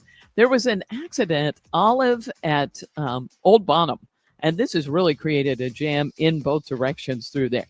This report brought to you by Jerry Kelly Heating and Air Conditioning. I'm Sue Thomas with traffic on 97.1 FM Talk, St. Louis Conservative. The legendary Kenny Wallace is on deck. Furnace funky? Then make one call. And Jerry Kelly will be there the very next day. Call anytime, 8 to 8, 8 days a week. And Jerry Kelly will fix your furnace or install a new one the very next day. JerryKelly.com. You hear that? That's the sound of your business losing money. Legacy phone systems weren't built for today's teams. Quo, formerly OpenPhone, gives your business a smarter way to stay connected. Quo lets you manage calls, texts, voicemail, and contacts all in one place so that you can deliver a seamless customer experience from ring to... Need to take calls on the go? Quo automatically transcribes, summarizes, and highlights next steps from every call, so you never miss a detail. Need insight into what closes a sale? With Quo's AI call tags, you can instantly spot key topics like objections or pricing questions and use those insights to level up every customer interaction. And yes, you can bring your existing number with you for free. Keep your team in sync and your customers happy with Quo. Quo, No missed calls, no missed customers. Try Quo for free at quo.com/free and get 20% off your first 6 months. That's quo.com/free. QUO.com/free. Setting goals for your retirement is one thing, but knowing how to achieve those goals is another. What are your wishes, hopes, and dreams? What's retirement look like for you? Because everybody, that picture is different. For tips on building a better nest egg, listen to the All Financial Hour with Steve All, Saturday mornings at 6, here on 97.1 FM Talk. You can also visit yourmoneymattersstl.com for more details. I hear from sellers all the time that they fear they have missed out on the selling market. They are so relieved to learn September, October, and November are strong selling months. With low inventory and hopefully lower interest rates, this fall will be a hot one for real estate. I'm Christina Straight, owner of Straight Realty. You may have heard me say, why pay more than 4 for years? Now it's why pay more than 2, saving you even more money. Call me 314-441-4444. And remember, why pay more than 2? Straight Realty is a licensed broker in the state of Missouri, Kansas, and Nevada. If you're thinking about replacing your windows before winter hits, which is smart, don't keep making the same mistake. Stop replacing your failing vinyl windows on your home now with more vinyl. Lakeside Renovation and Design will install Infinity from Marvin fiberglass windows. They're built to last, they're energy efficient, plus they look stunning, and they're custom built for your home. Installed by Lakeside's expert team, and they're going to offer a lifetime workmanship warranty. If you're ready to upgrade your windows once and for all, you need to visit windowsbylakeside.com. Schedule your free consultation today. You've been listening to the very popular Wellness One for many years, Saturdays and Sundays on 97.1 FM Talk. We're happy to share that we've expanded the show to 4 times a week. Yes, 4 times every weekend. Saturday at 10 a.m., Saturday at 8 p.m., Sunday at 9 a.m., and Sunday at 2 p.m. It's the same great show designed to cut through the nonsense and provide you a common sense, science-based strategy for a healthy life. So join TJ and Aaron for Wellness One. Now 4 times a week on 97.1 FM Talk. It's time for a $98 furnace tune-up. This portion of the show is sponsored by our friends at Jerry Kelly Heating and Air. From Alton to Wildwood, 97.1 FM Talk, St. Louis conservative.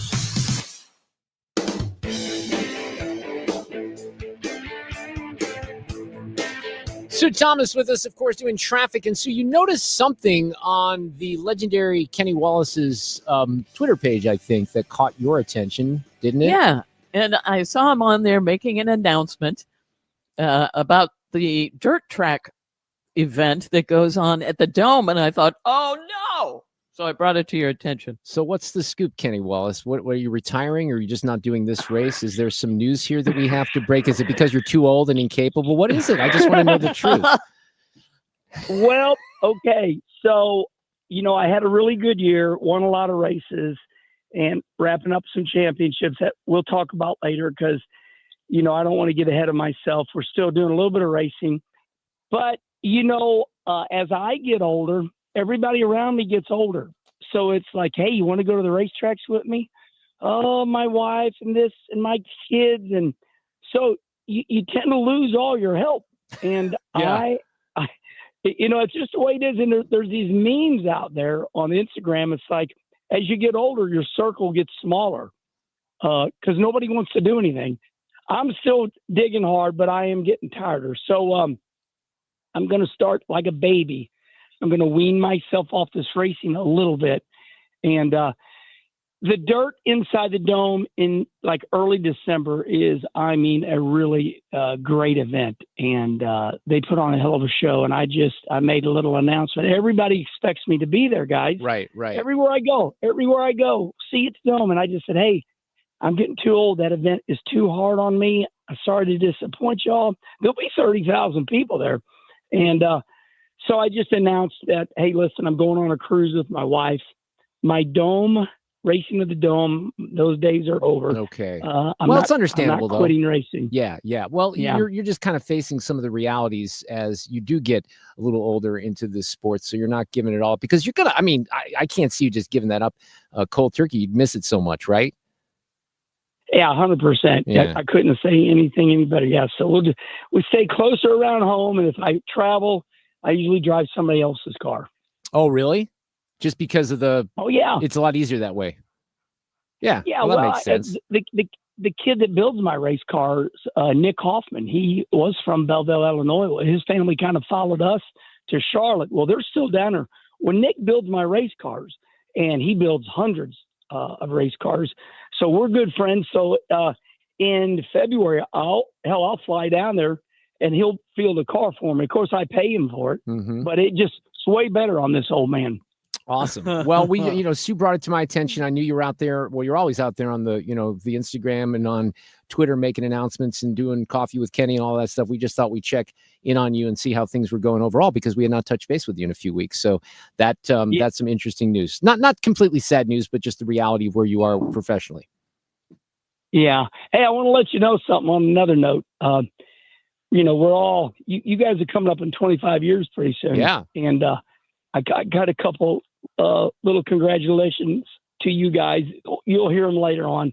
But it said fill in something right here, and I said I tune in to 97.1 to listen to Mark Reardon and Sue's news. So Sue, that's for you. Oh, well, thanks, Kenny. Hey, Sue gets, believe me, when we have, and you would know this, Kenny, but when we have public events and we have listeners out, and even if I just meet people, at a random event, they're always bringing up Sue and Sue's news. So we love that segment. We love having Sue on the show. There's no doubt about it. And the reality of it, I've told this to people before, is I'll just spell it out here. When this switch took place, 5 years ago, whenever the hell it was, Sue, you kind of were let out of the communication loop a little bit. It was like, okay, Glover's going to Camo X, Reardon's going to 97.1, and Sue Thomas is like, hey, wait, what about me? Hello. And so I don't know that was handled as well as it should be, but you might remember this, like the second day I dragged you into the studio and said, hey, you are a very important part of my plans with this show. Yes. And I think we've done pretty well ever since. Yes, I think we have. So thank you for that. But that's a tough thing, Kenny, because as you know, look, chemistry, you can't just, have chemistry instantaneously. And for whatever reason with Sue and I, we had that, which is good. You just can't make it up. You can't force it. But we're very fortunate that we had that. So we love your support, and we know that you're a fan. So we appreciate that. I told Steve Moore, basically your guys' boss, I guess, over there at KMOX when he moved you, I'd shoot his ass up and down. I know. You idiot. I said, you idiot. What are you doing? He goes, believe me, it'll work. And it did. Good job, Steve. It did work. And, Kenny, I got to tell you something else. I don't think I've told you this, but when I was, sort of in the middle of this mental health crisis, you were one of the people that I called. I know I mentioned that before, but one of the things that Kenny said to me, and I don't believe it, but I kept telling myself this because Kenny told me, he's like, Mark, you got to get back on the saddle. You're a badass. So whenever I was feeling down, I'm like, Kenny Wallace says I'm a badass. I'm just going to kind of latch onto that a little bit. I don't know if I believe it still, but I appreciate the support. I really do. It helps, doesn't it? No, it does help. It does help. And you were awesome. So what do you say about our Cardinals and the way that this all is wrapping up? You got to have some. We didn't get our game in this year. This might be the first year in several we haven't done a game. Yeah, well, we love the Cardinals. We don't give up on them, but it was a tough.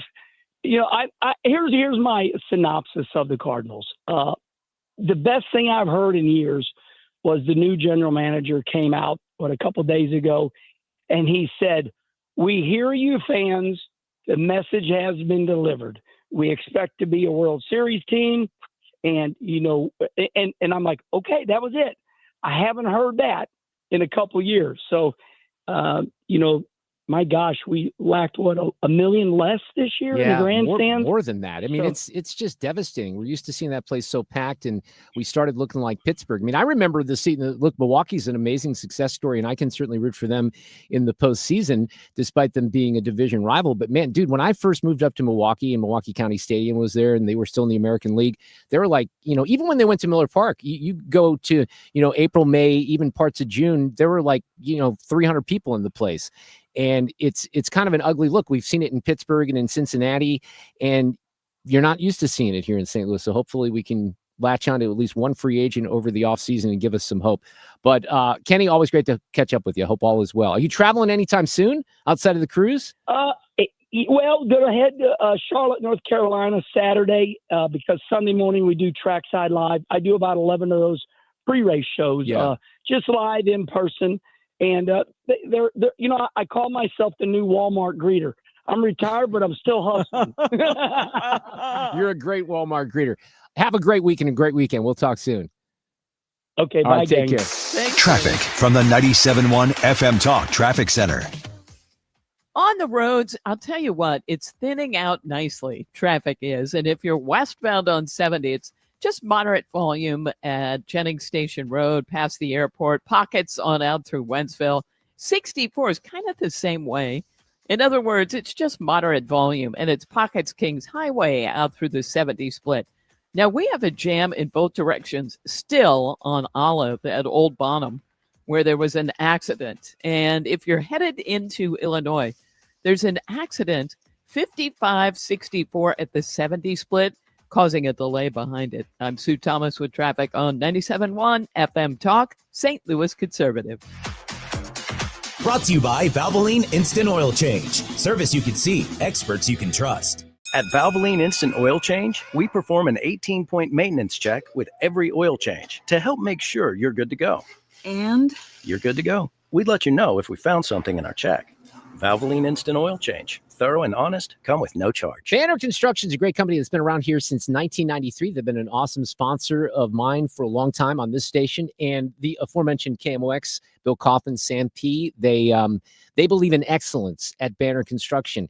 And as a homeowner, that's exactly what you want. You want to make your home the best looking home in the neighborhood. Maybe you have windows that are old, outdated, they don't look good, and they are not energy efficient. Right now, Banner is having their pre-winter window event, and you can choose from a variety of energy efficient brands, but they certainly feature Pella windows. Pella is 100 years old this year, and Banner is a certified Pella contractor. They're also an elite preferred James Hardie specialist, which is why we talk about the James Hardie fiber cement siding and how awesome it is. It has the look of wood, the feel of wood, but it does not warp, it doesn't fade, and it's very low maintenance. So they can help you out with the real look feel of James Hardie siding and stylish Pella windows today if you call 314-569-1050 or the website bannerconstruction.com and have a banner day. We've been here to talk about it with you for 25 years, and we're still here because of you. Celebrating 97.1 FM Talk's 25th birthday this month. This is St. Louis Conservative. Halloween is just around the corner, but don't ghost your carpet this fall. Let Zero Res bring out the very best. Mark Cox here for my friends at Zero Res. They've got a great special for October. 3 rooms of carpet cleaned starting at $129. That's a $40 savings. Plus, you can get 15% off air duct and dryer vent cleaning. That's impressive. If there's anything scarier than ghosts or goblins, it's probably hiding in your air ducts right now. This month, you can get 15% off. Get that cleaned up, and don't miss a deal like this. It could haunt you, if you'll excuse me for that one.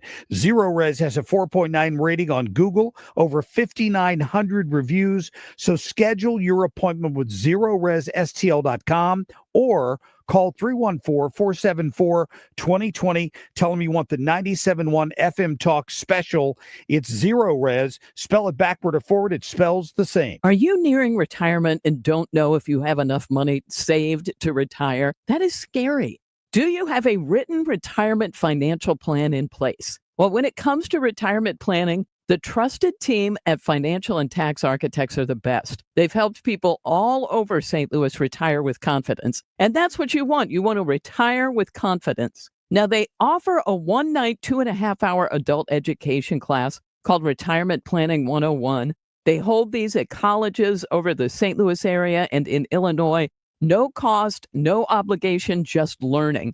And at this class, you learn how to avoid costly mistakes, how to maximize your income, how to reduce taxes in retirement. So call them today, 314-888-5101, or visit fta-ria.com and take the first step toward a smarter retirement. 314-888-5101. If you want thick, healthy, gorgeous hair, then you need Hair Volume from New Nordic. Available as a tablet or delicious gummy, Hair Volume is available online at Amazon and NewNordicUSA.com or in the hair care aisle at your local CVS. This is the Mark Reardon Show on 97.1 FM Talk, St. Louis Conservative. Well, I still have a fair amount of audio that I want to share this afternoon. I don't know if I'm going to put this into the audio cut of the day category, but I haven't talked about this story very much, and it deserves attention, out of Des Moines, Iowa. So some of you might be aware that the superintendent, this is the largest school district in Iowa, in Des Moines, And this guy, Ian Roberts, who was picked up by ICE last week, was detained because he was living and working in the U.S. illegally. Now, yesterday, he resigned. It's been very interesting, the dance that the school board, and there's interesting dynamics there because the school board president, a woman you're going to hear from here in a second, is former spokesperson for Michelle Obama. She's running for the Senate in Des Moines, or I'm sorry, in Iowa.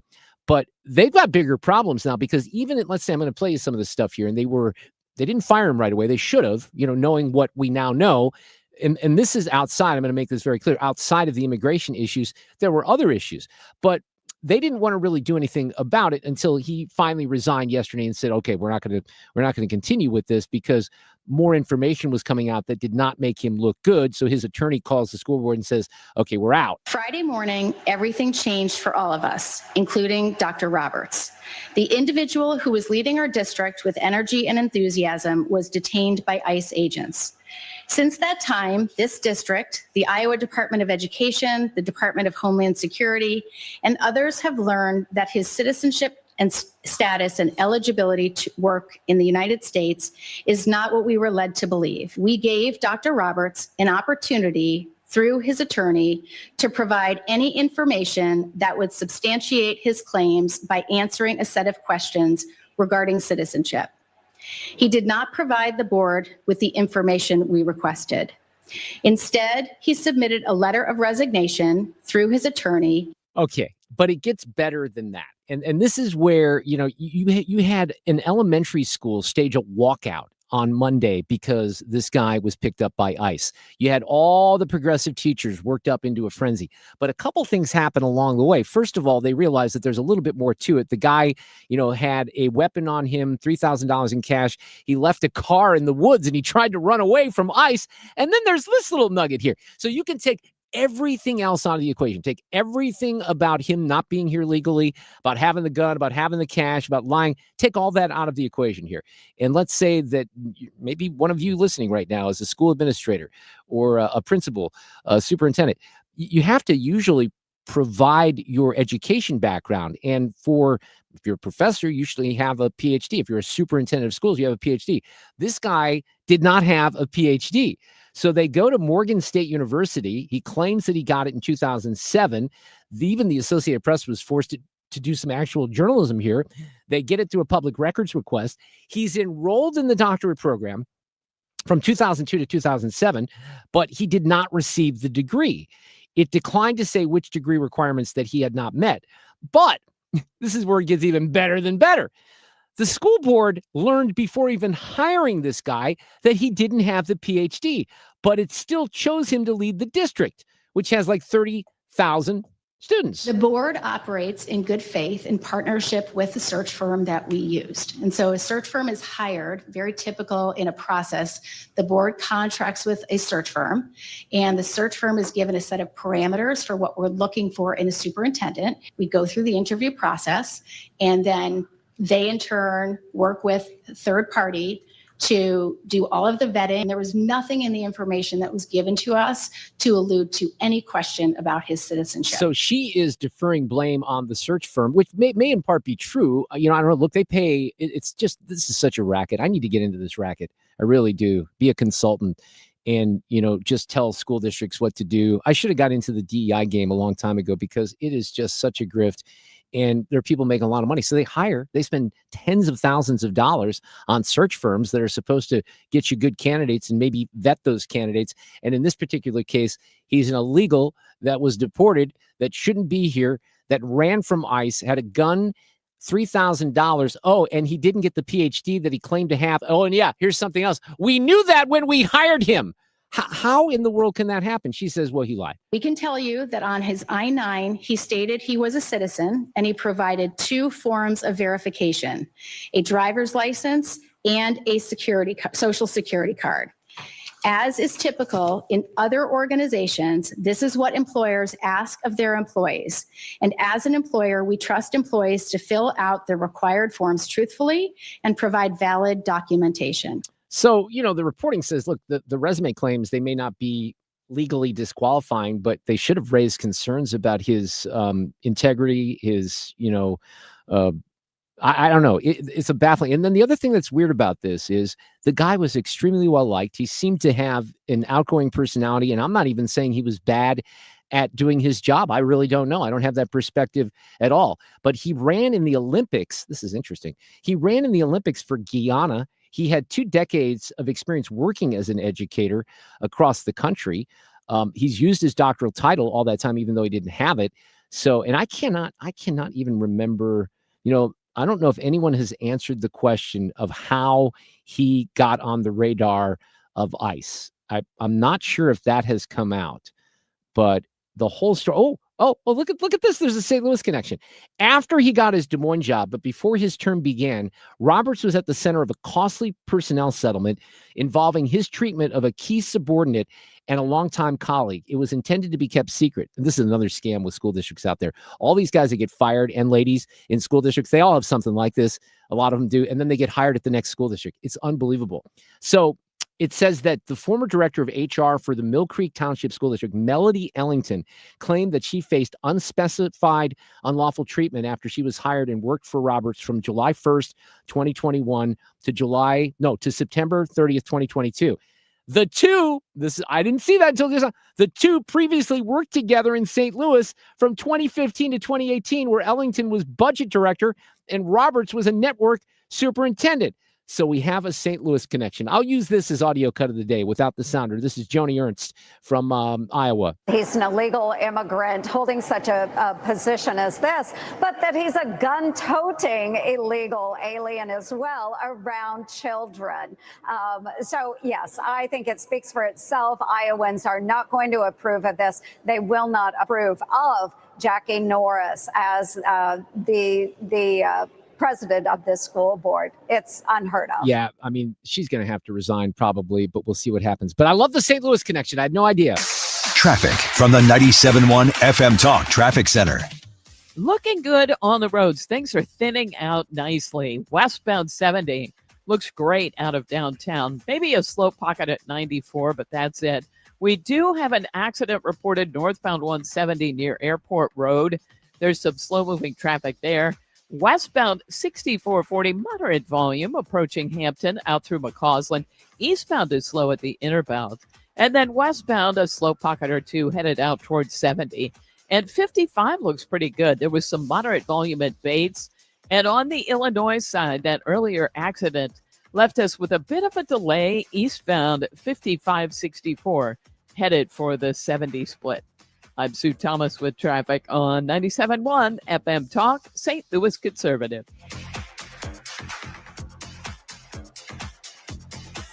Well, I think it was yesterday. I have to think about this because I get my days confused. Today is Wednesday. Yeah, Susan L. Ward came in yesterday, spent some time with us in the studio. She's an outstanding family practice attorney from right here in St. Louis. We talked about her brand new office, which just opened up a few months ago it's in De Pere, near 270 and Manchester Road, and it's outstanding. And Susan would love to help you if you have a need in the area of family law. This is a very complicated area of law. She's got a ton of experience. She's got a great staff, and she can be there for you, in an instant. And she'll tell you if, in fact, this is where you're headed with the end of a marriage, don't put off that call. Contact her right away. They can give you guidance even at the beginning of this process that might save you a lot of stress, headaches, and money in the long run, because you don't want to make mistakes that come back to haunt you, and Susan will guide you through that. So here we go as far as contacting her, 314-783-9400. That's the number. The website really has everything that you need. There's confidential consultation forms. The email is up there.